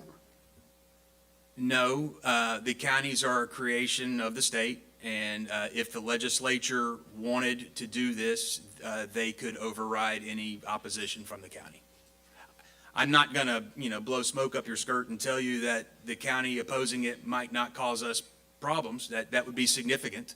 But just, again, based on some comments that I'd heard from Janice, it seems there might be an opening to discuss it. How early in this process would we try to make sure that they're not going to fight this? I think earlier rather than later, Have you seen this issue come up with other, you said we're not like any other, so maybe not, but have you seen issues where the local county fights what you're trying to do? Yeah, sure. I've had situations where cities or counties have opposed it, and it certainly makes my job tougher to pass, but it's not impossible. Does the county have an opportunity to lose revenue if we become independent from them? You know, I don't know. This has been very educational tonight for the last 3 hours and 10 minutes. I can't think of any funding that the county would lose. There would literally be no change other than whatever. My proposal is to basically take your charter that's currently a county ordinance and lift it into the form of a bill and make it a state law instead of a county ordinance. Now, obviously, we might want to include as part of this change something with elections. I mean, there's been some conversation about that. And there might be an opportunity, if there's other glaring problems in your county charter, to perhaps look at fixing those in this transition. But for the most part, I envision picking up that county charter and plopping it into a state charter where you're sort of locked in, and any changes would go through that body instead of through what I consider a pretty political process at the local level. Okay, thank you. I was surprised, it just seems like we're suing son of a guns here, I'm telling you, especially with the county, but I was surprised, Supervisor McLaughlin, how much have we spent on? $421,000 in legal fees so far this year, so far. That's not And that's true, going is it, up every Bob? month. That's not true, is it? Let's clarify, we have Janice's firm, our legal counsel for the district. You have about $200,000+ in the foreclosures for the bond. Totally separate. That's correct, Totally separate. $242,000 Yes, for sir. that. Totally But- separate entity. That's in a different agreement. But $179,000 is to her firm. So- Yes, sir, that's for average monthly costs. And plus the lawsuit. $73,000 was a court case that we filed, and the statute of limitations had expired, and the judge dismissed it. So it's like taking money and pouring it down the drain. Sometimes And you I gotta think fight for what's worth it, sir. Sometimes that's you why gotta I'm fight. fighting for it. $421,000 in legal fees is enough for 1 year. I'm sorry.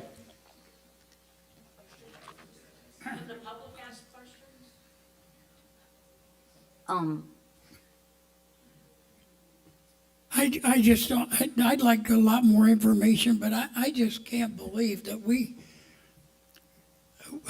just in a cycle of, we're disagreeing with the whole world, I think. I personally would like to get out from underneath the county. I mean, they're going, they are telling us that they're going to elect, we aren't going to be able to elect our own citizens to sit on this board and govern us.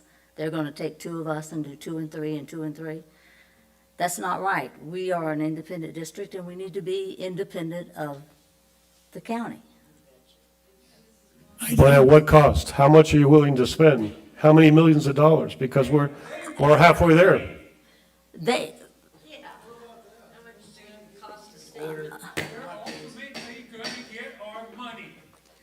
Quiet, please, unless you're called upon by the chair. I am willing to delegate the $60,000 and go ahead and at least try it and see if we can get, I don't think Mrs. Tuck would be a problem because she lives here. You know, I just don't see that will be a problem. And do I think we'll have pushback from the county? Absolutely, because the county, until we had a plus in our revenues, wanted nothing to do with us. Yes. My feeling is to move forward only for the fact that the county, at any time, as soon as they have 3 people that don't like us, can change us. That can't happen if we move under the state. This won't affect the changes, will it, that they're gonna do in a month? I mean, that's not gonna stop.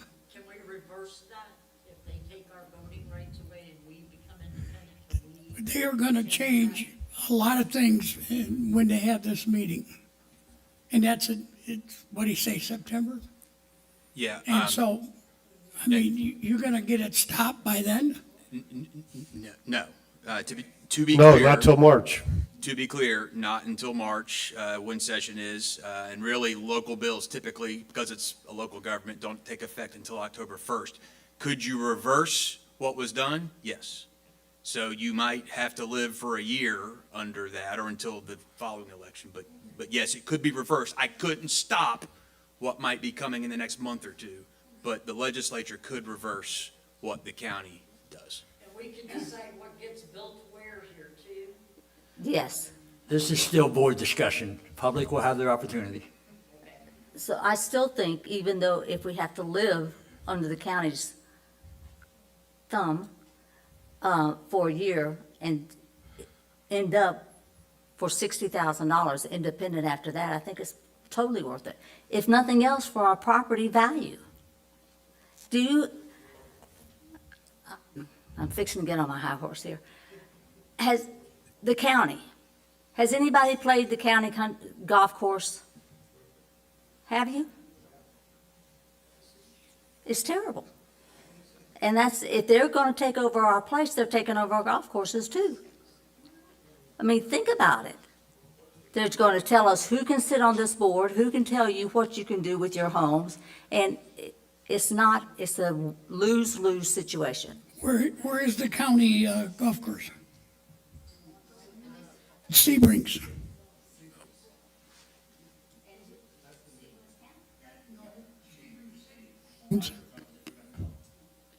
Sebring City has that. Chris, I have another question. You said this might be as simple as picking up what we have and laying it into the new.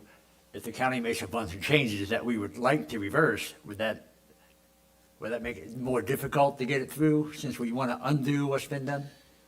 Probably a little bit, but I think just hearing some of the feedback even from the crowd, it sounds like we might, with Representative Tuck and Senator Grawl, we might be able to give them some community support to tell them that this is what the community really wants, and it would hopefully give them the wherewithal to basically look at the county in the eye and say, look, I've heard from the community, this is what they want, this is what we're going to do, and they can be the ones to stare the county down. Would Tallahassee be tougher on Sun and Lake than the county? Because I know they have rules, like Spring Lake is ran by Tallahassee.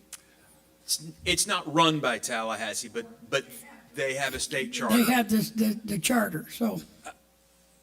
You'd have to ask their manager that question, or maybe Boz can, manager to manager, have that question. Here's what I see is any change they make to special districts in general, they're going to apply to Spring Lake, they're going to apply to you, because that's applying to all special districts. Right. So that's not going to change. Whether this proposal, whether we're successful or not, that doesn't change. What will change is the ability and who can change rules specific to you. Again, while Tallahassee has its own set of politics, it's different than local politics. And, when you have your delegation that thinks things are being done the right way in a particular district, they're generally going to leave you alone, where that may not be the case with the county. So it's different. State and local is different. But I just think it would provide a little more protection for your charter than, as someone said, if you get 3 votes on the county commission to change their mind about how you operate, or if you're even elected. We've heard from basically 4 of the board members. I would like to express my interest in saying, yes, I agree with, let's pursue that as well, let's spend the $60,000.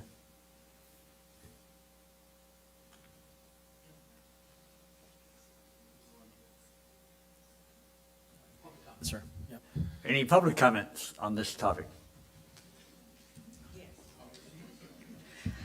It's Rhonda. I just don't, when Scott was up here, he said exactly what would happen when they're not taking over our right to vote. Anybody who is on the board will have to live here. Just like he said, he has to live in his district to be on the county commission and be in the district that he's in. I think you're misconstruing this whole issue. And what is the upside to it? What do we gain? We know that there's no guarantee that we're going to get anywhere and how much money is going to come out of the bank account. $60,000 is just a down payment. It is just a retainer. I just don't see how you can be fiscally responsible with everything that affects us as the residents. I think we need to weigh the pros and cons. This doesn't make any sense because you don't have all the facts. And this gentleman is not familiar with our county or this neck of the woods. He's from Tallahassee. He doesn't know anything. She lives over on the coast. So this is unbelievable that you would consider making a $60,000 retainer and we still can't even get our own stuff paid for locally and we're already out legal fee money. Really, I am begging you guys, please don't go forward with any more spending. It's out of control just because you think you want to be in charge of everything. By the time it goes through, how many of the people in the room are still going to be here to see it? I mean, seriously, there's no time limit. I'm including me in that. Thank you very much. Address the board, please. I'm just asking you to slow down on these. Okay, we want to do this. We need to do that. We want to be out of control of this, that, and the other. And the people that are in the audience that are saying they can't trust the board, it's not the two people on the end and they can't have no confidence in the board. It's the three in the middle that are making all the decisions. The two on the end aren't making the decisions. The three in the middle are. So if you're unsatisfied with what's going on, go to them instead of ripping the two on the ends up. They have no decision-making power.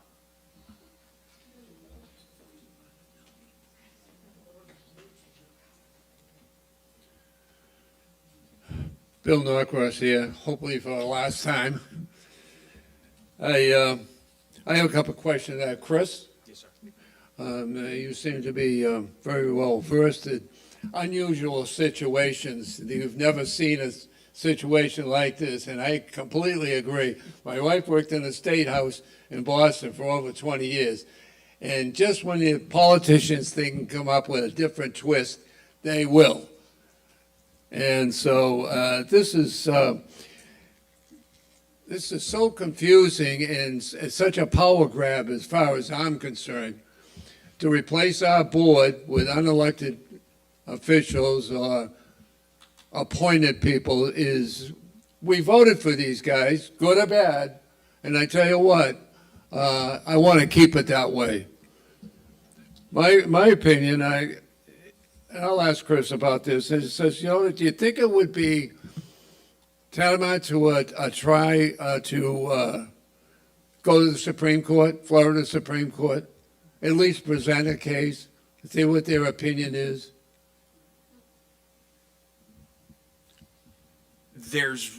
If you're talking about the county, the current situation and how this is laid out, there's no pathway to get to the Supreme Court. Well, if you can come up with a precedent, which you probably can't, because you've never seen anything like this. Yeah, going to this, if you think $471,000 is a lot of money, going to the Supreme Court is going to eat that up pretty quick. Well, you'll do it pro bono, won't you? Oh, sure.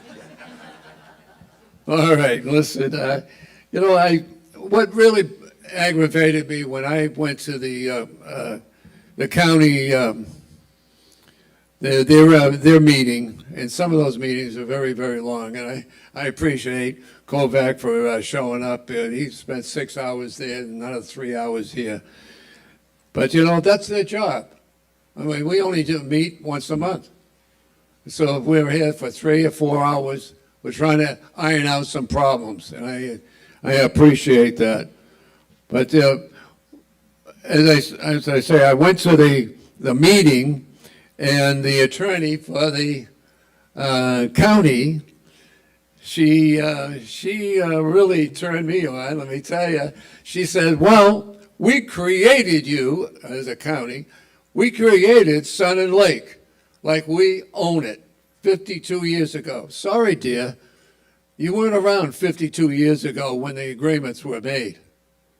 As far as I'm concerned, we're independent people. We should stay that way and work within the bounds, but something's got to be done about this, because I hate to have it keep on coming back. If we have to spend $60,000, I'll approve that. No question about it.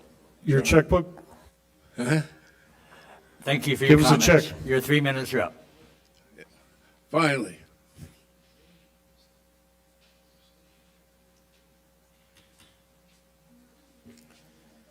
So we're needing it's approval to authorize money, so I would ask for a motion to approve the contract presented for. speak? Nope, sorry, sir. Yeah. Okay. I'd like to ask a couple questions. One of them is, what services do we get from Highland County for the money we give them? Property taxes? Can we get your name and address? Do we get anything from them? Name and address for the record. Your name and address, sir. I just need it for the Oh, record. 2808 Monza.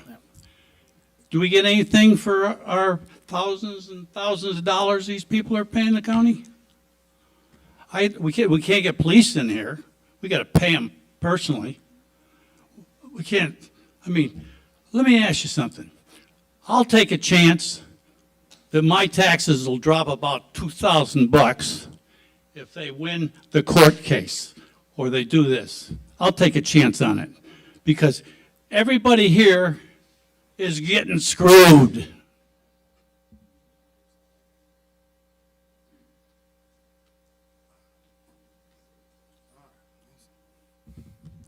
Dave again. Just curious. I hear issues. Can we reiterate what these issues are? What these things? Why are we so hell bent on this whole state charter? All that. All I hear is you'll come out strong, Beverly. Like, let's get it. Let's rally the troops. And then next thing you know, it's golf course. Everything's the golf course. Well, nothing. It is true. It is true. You start out strong, and I'm good with it. Hey, but look at Harder Hall. I turned around on one of the greens the other day because it's a dump. It's gone. So, and y'all come out strong. Let's come up with issues. All I'm hearing is issues, but no specifics. He pointed it out. We spent a lot of money on this, and now we're pursuing more. That's the start. That's your retainer. What comes afterwards? It seems like some of y'all are operating up there at that desk, and you don't have a glass belly button, which means you can't see out. So either pull your head out or look out the glass belly button. One of the two, because nobody's looking around. Questions are asked, and we dispel it with, oh, they just want to take this. Nobody's taking anything. They're just trying to get some accountability out there. But, hey, we'll discuss it over wine.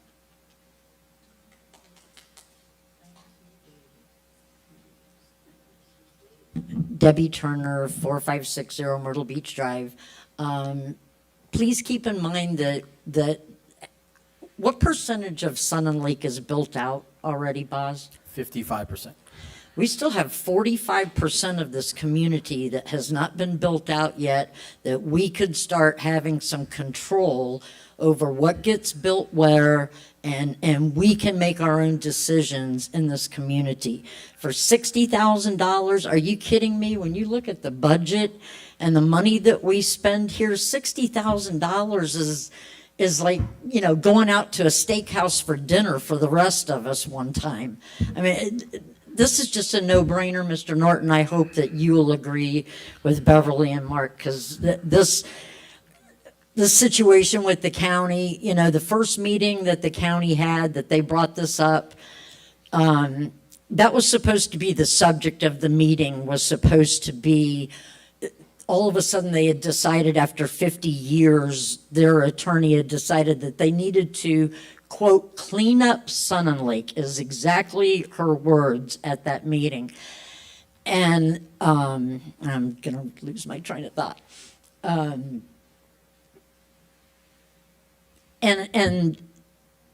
that meeting started out, when we actually got there, there was about a 15 to 20 minute bitch session about Boz from the county commissioners. That's all they did for the first 15, 20 minutes was, well, Boz this and Boz that. It had nothing, I don't think what they're trying to do here has absolutely anything to do with cleaning up Sun and Lake. It's just all part of this anti-Boz thing we have going in this community, and it just needs to stop.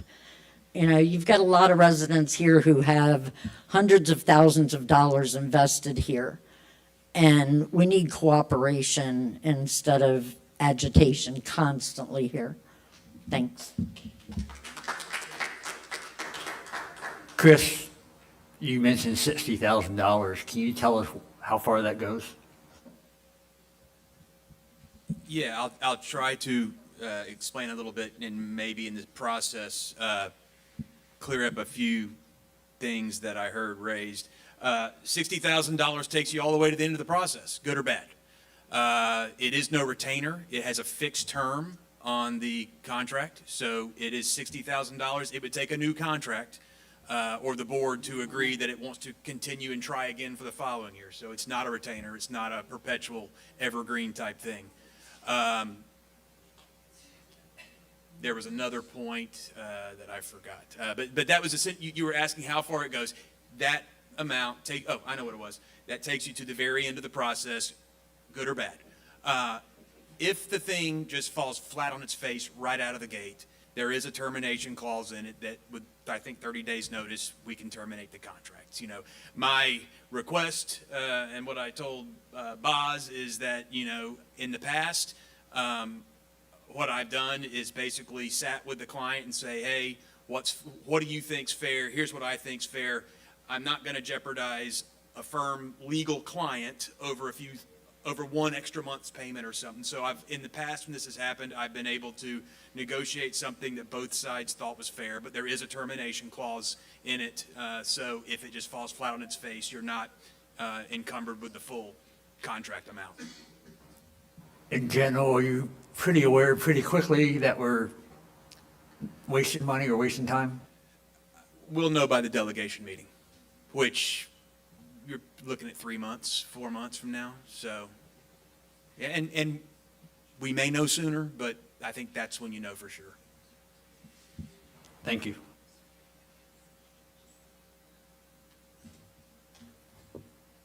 Can we make a motion now? That's what we need. Motion to approve a $60,000 expenditure for lobbying fees based on the contract in the packet. I would like to present the motion to go ahead and pay the $60,000 for contract for legal fees to go ahead and pursue this action. I second the motion. Supervisor McLaughlin, Absolutely not. Supervisor Gilpin,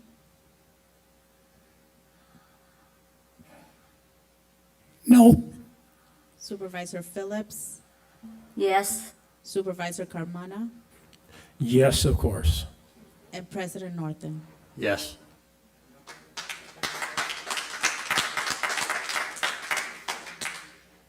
Chris, thank you for your time. We really appreciate it.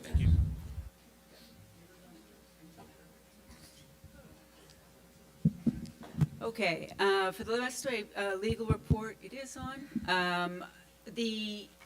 Just in the package, the Magnolia Villas deed is in there, but it was inadvertently placed there, so we're not discussing the Magnolia Villas deed. The attorney has one question about one phrase that we're going to work out. It's coming back in September. The other thing in the legal report are the changes to the policy we discussed last year regarding last meeting regarding public comment, the agenda, and then a cleanup of the assessment appeal process. So as we discussed last week, we wanted to add a little more meat to the public comment policy, consistent with the Highland County public comment policy. Number one is time limits. We saw it tonight, 3 minutes. If you're speaking on behalf of a group, the max is 6 minutes. We saw somebody trying to, change their time, pass their time over to somebody else. That would have to be arranged in advance. One would speak on behalf of a group for 6 minutes. So one person was speaking, if you had an HOA coming in to talk to you, to make public comment, one person would represent the HOA for 6 minutes. Only once on a particular agenda item. I've seen in the last couple of meetings that's really been handled very well. So yes, no return trips up to the podium for one public comment item. Decorum. So just very consistent with the county rules about no threats, intimidation in their public comments, and members of the public who are speaking that violate those rules can be removed. And then, but at the same time, the public comment won't be restricted based on the content of their comments. So that's the changes to the public comments. Gives you a little more control over, the type of comments and obviously the length. The second thing that that we talked about was the agenda format. Right now, you take public comment after every single item. And there are some items, and we've noticed today, that really the public doesn't comment on, and nor should they. And one of the things is the RFP awards and things like that, and contracts where the terms have already been negotiated. And so when they get to the board, it's essentially administrative. So we're recommending a separate agenda item that's administrative and routine business. Each item will be discussed individually, and the board will take a motion on, but they won't take, you guys will not take public comment on these administrative or routine business items. This is different from the consent agenda, and Supervisor McLaughlin, you raised that before. The consent agenda is one block. No discussion on any consent agenda items. That's typically been the way you all handle it. If somebody has a question about a consent agenda But it's supposed to item- be routine matters. It's not supposed to be budget items being snuck into the consent agenda. And in the case of an agenda item being on the, a matter being on the consent agenda that you would like to discuss and further have input on, you could ask at the beginning of the board meeting if there's any changes to the agenda. You could ask for one item to be taken out of the consent agenda and put on the regular agenda for discussion. So you'll see that change in your package where it's having and the items that are on routine business or administration, the 3-minute comment period at the beginning, people can comment on things not on the agenda or on the routine agenda items. So if they have some comment about one of the contracts or RFP awards, they can make that comment at the beginning. The agenda format in the policy does retain the public comment provision at the end of the meeting. I know there was some discussion last meeting whether you need 2 general public comments. I think there was consensus of the board of, yes, at the end of the meeting there should be this public comment. So it does retain that. So based on our conversations last meeting and the text in the package, I think I would request a motion to approve the changes to the public comment and the agenda portion of your public policies. Can we put that motion up on the screen for us, please? Sure. Oh, we don't have a motion. There's no motion in the package. So I'll make the motion if somebody wants to adopt it. Move to approve changes to policy B1211 regarding public comment and B1301 regarding the agenda format in accordance with the package. I second the motion. So moved. So you can say so moved. And then So moved. And a second? Second. Okay. Public comment? Public comment on that issue.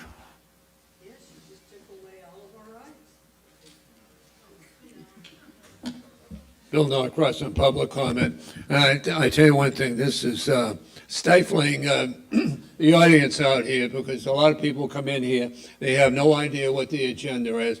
And then it's being discussed, thank you, that we can at least have a comment about it. To tell somebody that they can't speak, I understand within the parameters of 3 minutes. I understand that. Maybe one crack per subject. I got it. But why are you telling the rest of the people out here they are limited to their account? And I think it's wrong. My personal opinion. Thank you. Bill, I can say that everybody's welcome to pick up an agenda, format it as they enter the building, and they'll then know what's being discussed. But it's nice to hear the discussion and then have a comment. That's the way it's supposed to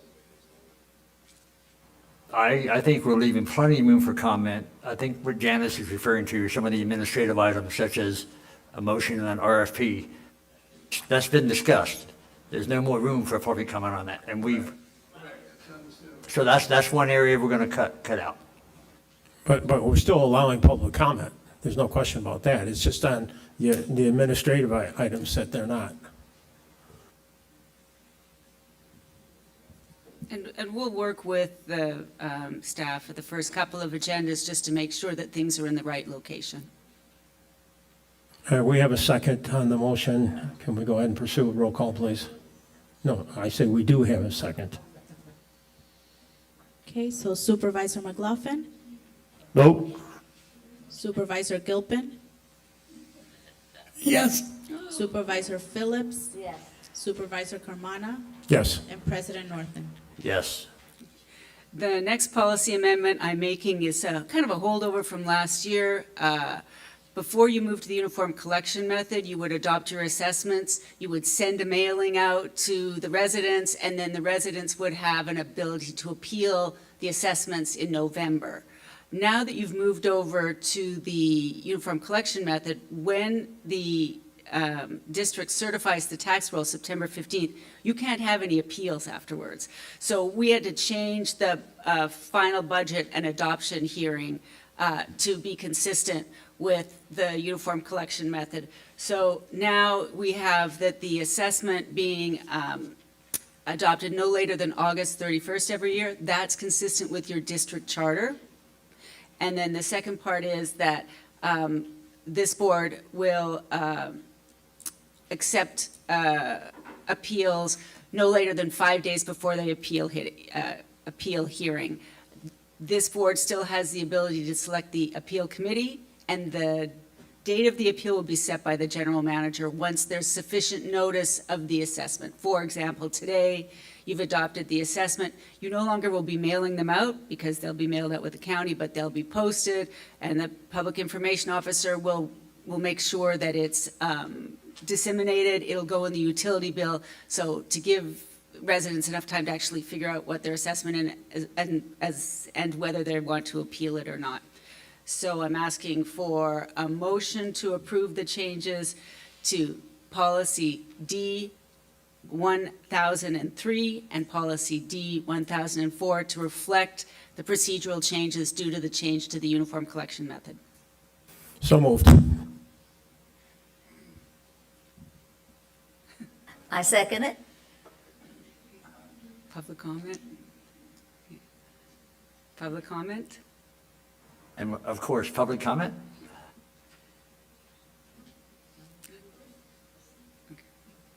Supervisor McLaughlin, Yes. Supervisor Gilpin, Yes. Supervisor Phillips, Yes. Supervisor Carmona, Yes. President Norton. Yes. So on the same topic, we've changed policy, I appreciate that. We do need the board to pick one board member that will be at the assessment appeal meeting.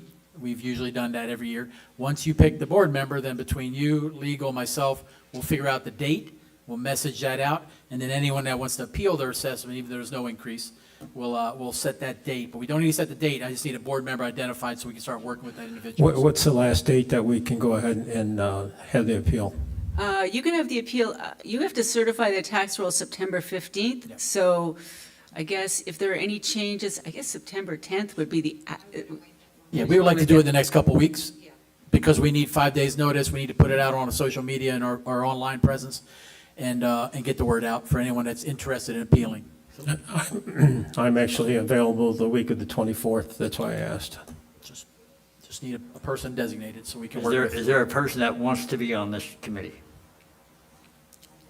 I think it I'll should go be, ahead and volunteer. it should be the newbie. I'm volunteering. All right, Mr. Carmano, we'll work with you on a schedule, and what we've done in the past, once we do the assessment appeal, we bring, if there's any either positive or negative appeals, we bring them back to the board for final brief, and that will probably be in the October timeframe, based on timing, so, yeah.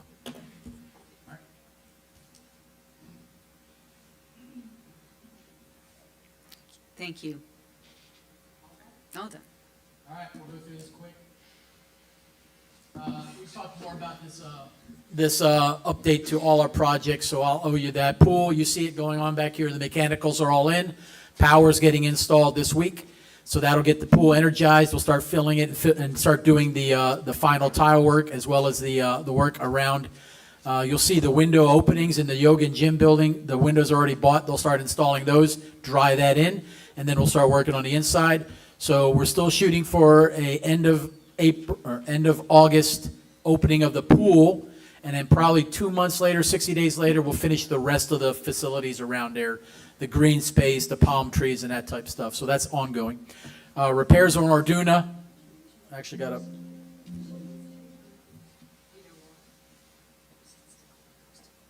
So if you live down there in ABC Streets or Arduna, that we had that emergency repair where the culvert collapsed. We repaired the 3 box culverts that go under the ground and the pipes, and now it pushes the water out to our swale that takes the water out west. Those are done. That's wrapped up. That's a probably week-old picture. On the bottom, you see the 2. We're not really directly involved in this, but we're involved in the permitting. Bottom left picture is the U-Haul structures going up. That's an additional U-Haul 2-story storage unit. That's at the very end of Sun and Lake. It is still a Sun and Lake, so they'll be paying us assessments and utilities. That's ongoing. We're working with them on the driveway permit. There will be no new entrance on 27. They're going to use the existing entrance on 27. So that goes on. The bottom right picture is near Buffaloco. That's it's an office structure, or office building, strip mall structure. I don't know what's going in there. They're just building the structure. And that'll be probably operational in the next 60 to 90 days. And then they'll start filling that in with whatever facilities that they're getting there. What's that? No, this is a contractor that owns the commercial part. We're not doing this. This is commercial projects ongoing. This is north side of Frontage Road near, between a medical facility and Buffaloco. I'm using that reference point. Bob's going back to the U-Haul. Yep. There's no new entrance off of 27. They've not asked for any DOT entrance there. But what about the kind of where they cut through right in front of that building? Yeah, Is that I mean, gonna be- they're asking.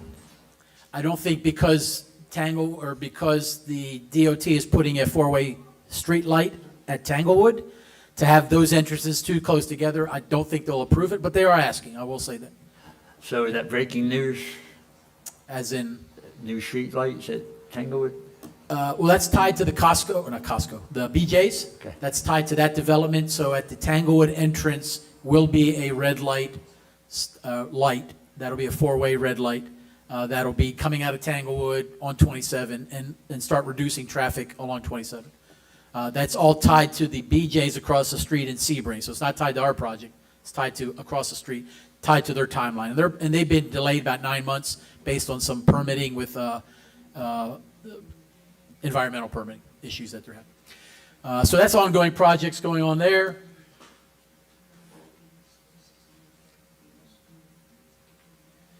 We're continuing to work swales across the district. We're kind of, right now we're more focused on with the heavy rains. When that happens, our street and our security guys go out, make some notes of where the major water flow is going, and then the next couple of days, our street crews start going out there and identifying if there's a clogged culvert and so on. So we're going to continue to work that. We did make the payments for 2018 and 2019, so we are clear on that. We're working with the tax collector, because what we're doing is they're providing us the list of past due property taxes with a by parcel number list with the amount owed. Once we get that, we pay that amount, and then we get a paid in full status from the collector. We're doing that for each year before we just give them $1 million. We want to make sure we're doing it year by year. So we're going to go all the way up to 2024. That's the goal. That should happen over the next 4 months. About a year every month is what we're working on. We're taking it out of our emergency reserve fund, as I noted earlier. And so that'll be paid off. And then based on the active lawsuit for the 25 and 26 timeframe, we'll see how that goes. We talked the Advent housing. We talked code enforcement. I'll cover that very quickly. We talked U-Haul. Fiber install. Lumos is coming in through Tanglewood. We just got some permits from them. So they're going to come in through Tanglewood and go into Granada, south side of Sun Lake. Clearwave fiber is coming in from Ponce and Sun Lake Boulevard, and we'll start putting lines installing there. They'll start doing some individual town halls to residents about the cost. What we're having now, the good news is we're having 2 fiber companies compete. So when Clearwave came here and said, hey, for like $60 a month, we can do it. Now they're having to compete with Lumos, so I'm seeing the price drop to like $40 a month. So that's going to be good news for them to be competitive, for our residents to take advantage of that. Can I add a topic to your list there? Yes, sir.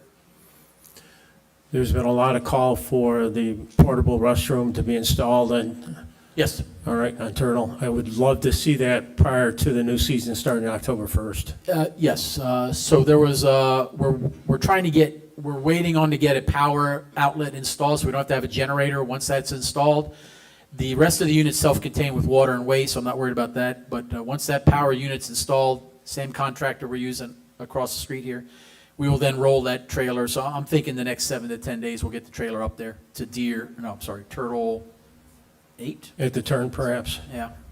So we'll Okay. get that there. Is there a possibility we can also consider or looking into a permanent structure in lieu of the temporary? Part of our 2027 discussion, but we'll bring it back to you, we're working on a plan that if you know that area, you have the gravel parking for golf carts. You have a green space back there, right behind there, a very scrub brush area. We're wanting to turn that into almost like a mini micro park in that area with an active bathroom, that being the bathroom. So it'll be co-used. The golfers can use it on Turtle, but also for dog walkers, park walkers, they'll have a mini little park up there for those people that live north on Columbus, the preserve in that area there. So we're going to present that to you probably 6 months from now, once we do some engineering. But that'll be a mini park, a micro park for the north side, as well as some other micro parks that we're going to bring to you. On the screen there is, I know there's been some discussion about 27. So this is Ponce. This is our northern entrance coming off of 27. DOT provided us the latest and greatest on their diagram. So there's not going to be a pass-through. They're not going to put a four-way stop. They're not going to put a stoplight. DOT is basically, if you drive down 27, you see they're eliminating the pass-throughs with the little temporary features. They're going to put a hard stand turn left, turn right lane, and that'll be blocking any traffic going across 27, basically from the Wild Turkey, across the street. So the only way you'll get into Ponce de Leon is if you're driving north, you'll have a turn lane to go north. If you're driving south, you'll be able to turn right like you usually do in Ponce. If you are trying to go to the Wild Turkey, you'll have a turn lane to go into the Wild Turkey, but you won't be able to cross anymore. And that's been a DOT initiative up and down 27. They're not entertaining any. It would take us to show a massive development on the Sebring side of 27 for them to entertain making that a four-way stop sign, or a four-way light, I should say, not a stop sign. They provided us this. This is a DOT plan. They provided us this. It's probably 12 to 18 months down the road, but they're working their way down 27. So that's the best news we can get from DOT when it comes to our northern entrance. I know there's been some questions about how that's going to look. So. Question. Boz, I know we talked about that, but it's just going to be, our main entrance now is terrible. We got to do something about that turning lane because nobody goes out that back exit. It's worthless. Except. Yep. You're talking coming north? Yeah, because you got to go back a mile to come back. Agree. So when they provided us this product for the Ponce de Leon entrance, they basically said the proposed 2 lanes coming into Sun Lake has been tabled by DOT. I said that let's do a traffic study, we'll show you how many what the numbers look like, because we still think it warrants 2 lanes coming into Sun and Lake, and then we will be responsible for increasing our lanes on Sun and Lake by the front gate. I haven't heard back from them if they're entertaining supporting that, but Well, going north, I've sat through 3 lights before. yes, sir. I Yes. mean, it's crazy. Yes, sir. Okay, Yeah, but Sir, you mentioned the legal, you closed the case, the case of 4 years, you're going to pay the taxes, and I asked you to do that before we had the lawsuit, but the board overruled me. But the question is, you're continuing the lawsuit? The lawsuit was dismissed by the judge. How are you refiling the case? Because nobody voted on that. We didn't have that vote at the Shade meeting. we actually By whose authority are we continuing or refiling the case? Yeah, we actually came out of the Shade meeting, and at an open discussion, the board said, pay the back from 2024 previous. You all said that, it's in our minutes, sir. And then you said to Mr. Green, our attorney, continue actions for 2025 and 2026. I didn't say that, no.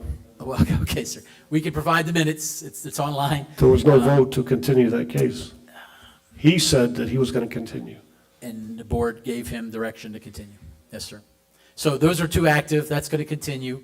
But you gave direction, the board gave direction, because the judge dismissed 2024 and previous, let's pay it.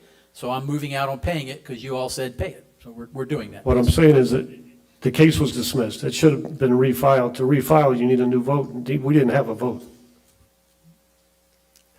Was the case actually dismissed or just that part of it? Just The case, the judge dismissed 24 and previous and gave leave to amend for 25, 26, or 25, and then as soon as we get the assessment for 26, Richard will amend the complaint for 26. Which we all agreed on, with the exception of. No, we didn't all agree. With the exception You all of one. agreed.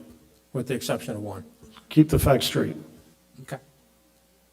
So we are moving out, but we're also paying what you all directed me to pay. We're just doing it as fast as the tax collector gets us the data. If he can do it faster, we have the money, we'll do it. But I'm talking with him, he's saying about every month we'll get all the data together and knock out the next 4 years. So we'll continue that. So do we have to are we going to vote on that to do that? to pay it, Yeah, I took direction from you at the Shade meeting that we're doing that. Yeah, okay. We don't need a vote. okay, we Yeah, don't have. we're good on that, yeah. And will we have to pay 18% interest? No, on sir. any of I that? think on average, the collector's telling us, for us, if we took it all the way out to December, there would be an extra $2,000 or $3,000 in Okay. interest just for that time frame. That's all. Because last year was 180,000 just in interest, I think. 1.2 million, 18%. Well, no, I got you, sir. Yes, sir. Yeah, yeah. So there was a discussion right after the Shade meeting, we went back to public or open discussion about San Angelo Circle or Angelo Circle. We talked about that there. I wanted to give an update to you all as well as citizens. So here paints the picture. This is the development on Angelo Circle. This is the house that has been getting 6-month annual extensions or 6-month extensions. So yeah, it's an eyesore. It sits right there. It's undeveloped. It's unoccupied. You see there the line of code enforcement violations that individual gets. He either complies or he pays. We're being as active as we can. There are no issues of county code violations in any form or capacity. The county says he is in compliance. He pays his extensions. That's the best we can do. You heard a little bit different tonight that there may be an avenue either from the county or through our legal that we will try to look at when it comes to a safety hazard. The best thing the county told us after we engaged their code enforcement is just put no trespassing signs up so no one can go in there. So we're actively engaged. You see the individual goes to magistrate court a lot. He pays his fines. He is a developer, builder, business owner in the community.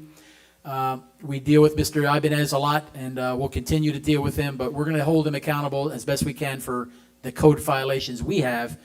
But as long as the county continues to extend his building permit, there's nothing we can do, but we are going to seek other legal recourse if we have it. So that's Angelo Circle. The other discussion was the Ponce de Leon. This is right next to Sun Lake Elementary, just north of Sun Lake Elementary. So here, he is totally updated on his taxes and assessments. They're paid. He's paid it. He continues to pay it. We have some active code violations that was fined against him, and he pays those. The issue here, though, we do have some, he has no building permit, so he is in violation of some county codes, you see there. So the county is helping us do some active enforcement here with their code, but it's a process, it takes some time. So between us and them, we'll continue to apply pressure here. He can't give me a reason why he's not finishing it, why he can't sell it. I mean, it's pretty much done, but for some reason, he's not finishing it. So we're gonna keep pressing. Without a code or without a building permit, we have a little bit more recourse because he's in true violation of not only county rules, but our rules. So we're going to continue to press on this one. Those are the most active ones. There's probably a few others scattered throughout the district, but our code guys are all over this as best as they can. It's just with code, it takes 2, 3, 4 months of engagement, of bringing them to magistrate court, of taking them fines and fees and whatnot. And then on occasion, the county injects themselves into if it violates their rules, and then that takes another 2 or 3 months. That's where we stand on that. Hey, Boz, on, Yes, sir. on the south side of Orduna, Okay. that long that long swale we have there, Yes, sir. is that in the works to get that worked on? I drove my golf cart back there. On the and backside. I went all the way down maybe to close to Cortez, but Yes, sir. that needs work. So we've big cleared, time. we've cleared it once. I know. That's I saw actually, that's all parts- grown back parts- up. Parts were low. Yes, sir. So we're getting the equipment back in there. We're trying to look at, we may have some riprap we have to put on the sides so the vegetation doesn't grow in there. It's still moving water, so we've confirmed that, but we do need to enlarge it a little bit so it doesn't overgrow that quickly. And I saw a couple, I don't know what you call them, that broke down going into that swale. And Okay. are those being looked at? Because they don't look like they're working. I got you, sir. I'll go out there with Jimmy tomorrow. We'll take another look at it. We were down there with KDL when we were fixing the Orduna Road, so. Yeah, Gotcha. well, I talked to him a little when I went there, and he said they were gonna work on it, but it needs a lot of work. I got back you, there. sir. All right, now we'll right. check on that. And we should do those. Oh, yes, sir. Before anything, okay. Okay. If you all remember, based on the initial county discussion, we're trying to work together, collaborate. So starting 1 October, you all directed us to move our meetings to the second Tuesday. So this is the schedule, starting 1 October. We weren't going to wait till January. You all had a discussion that you wanted to do it sooner rather than later. So starting 1 October this year, this is the schedule that we're moving the board meetings to the second Tuesday of the month. We will still have a rotating day and night schedule that stays the same, but we'll go to the second so there's no conflicts with any county meetings at all, and the ability for either the commissioner or a senior staff person, they should be able to attend to present the county issues to us, and there won't be an excuse. As well as us going to the county meeting, we'll be able to do that. So that starts 1 October, and this will be posted on the website once you guys make sure those dates are good on your calendars, because we're going to go forward with this schedule. And what we're going to prepare for you, probably September, you will approve 2027's schedule of meetings for the next year. This takes us out to December, we will approve. So the only thing not completed, 2 things, the assessment appeal meeting, we owe you a date when we get with Mr. Carmon on that, and then the ethics training for the board that we usually do in the November timeframe. So once you guys look at your calendars, tell me, do you want to tie it to a board meeting? Do you want to do it on a separate day? We'll plan a meeting with legal to get the ethics training done, and we'll knock that out before the end of the year as per directive by the state. So I don't have the revised calendar in my pamphlet here, my agenda. If we can get a copy of that, I appreciate it. it's October 13th, it's November 10th, and it's December 8th, but we'll get that to you. Yep. We talked our holiday schedule, Labor Day coming up. We're closed Monday, September 7th. That's after the thing. And then the next holiday after that is actual Veterans Day, November 11th. We have a board meeting the day before, Tuesday, the 10th. But then the following day is a holiday, Veterans Day, that will be shut down as a district. We'll still have a Veterans Day event. There'll still be a district event that day, but the district will be closed for operations that day. All right, we're going to no issues with the over $25,000 expenditures. They're all budgeted. They're all either a water meter bill that's in our budget, the consolidated credit card charges that goes above $25,000 every month. And that's, I mean, there's nothing that needs a new additional vote because they're all budgeted for in our budget from last year. And we'll continue that moving forward. Boz, what about that emergency in here we had last week? We don't have the final KDL bill on that. It's $42,000 repair. That'll come out of the utility fund, operational fund. It won't be into our reserves. So once KDL gives us the final accounting, we'll pay that, and you'll see that in next month's over $25,000 expenditure. They did 3 box culverts that they had to build from scratch because we wanted to get that done quicker rather than wait 6 weeks for a box culvert to come in. And then they added probably 200 feet of 12-inch pipe that was underground that you didn't see there across the street and so on. So that's the workload there. And then there was a small pavement that they had to replace once they dug up the street. So, Boz, is there any way, I saw someplace that you had credit card bills for $41,000. Is there any way that we can see what was spent for $41,000 on credit cards? sure. So when we have procurement procedures for all expenditures, usually it's a check cut by Inframark for us. But we also, because we don't have a procurement department, we have 3 people designated that actually purchases stuff for us, and sometimes they use the credit card. So that's Stephanie for the front office. We have a person for Public Works. We have a person for our utilities. So if you want to buy anything in the district, you go through those 3 people. There's an approval process. The director approves it. I approve it. So on. Coral looks at it. What we can do is we can find a way to present the actual line item expenditures. We do those. We reconcile those every month by individual credit card. We can present to you a summary of what the month's expenditures are. Yes, we can do that if you want to see that. Yes, sir. Might appreciate it if Yeah. you could. Can we work on that, Coral, next month? Yes. So we'll show you that, and then we'll see if there's value added for you to see that moving forward. It's not a product. We do it individually by credit card. We don't consolidate, but I see your point, and we can do that to show you the amount of expenditures. Yeah. Yep.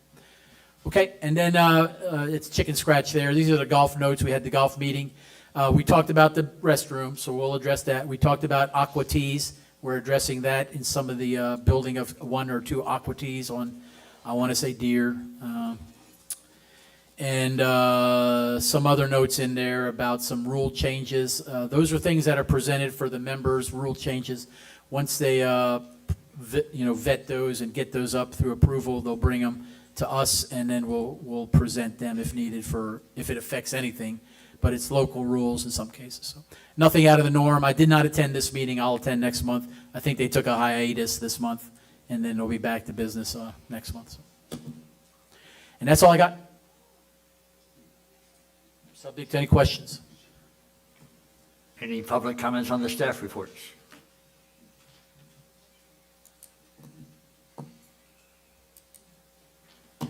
Any follow-up items on new business? Nothing.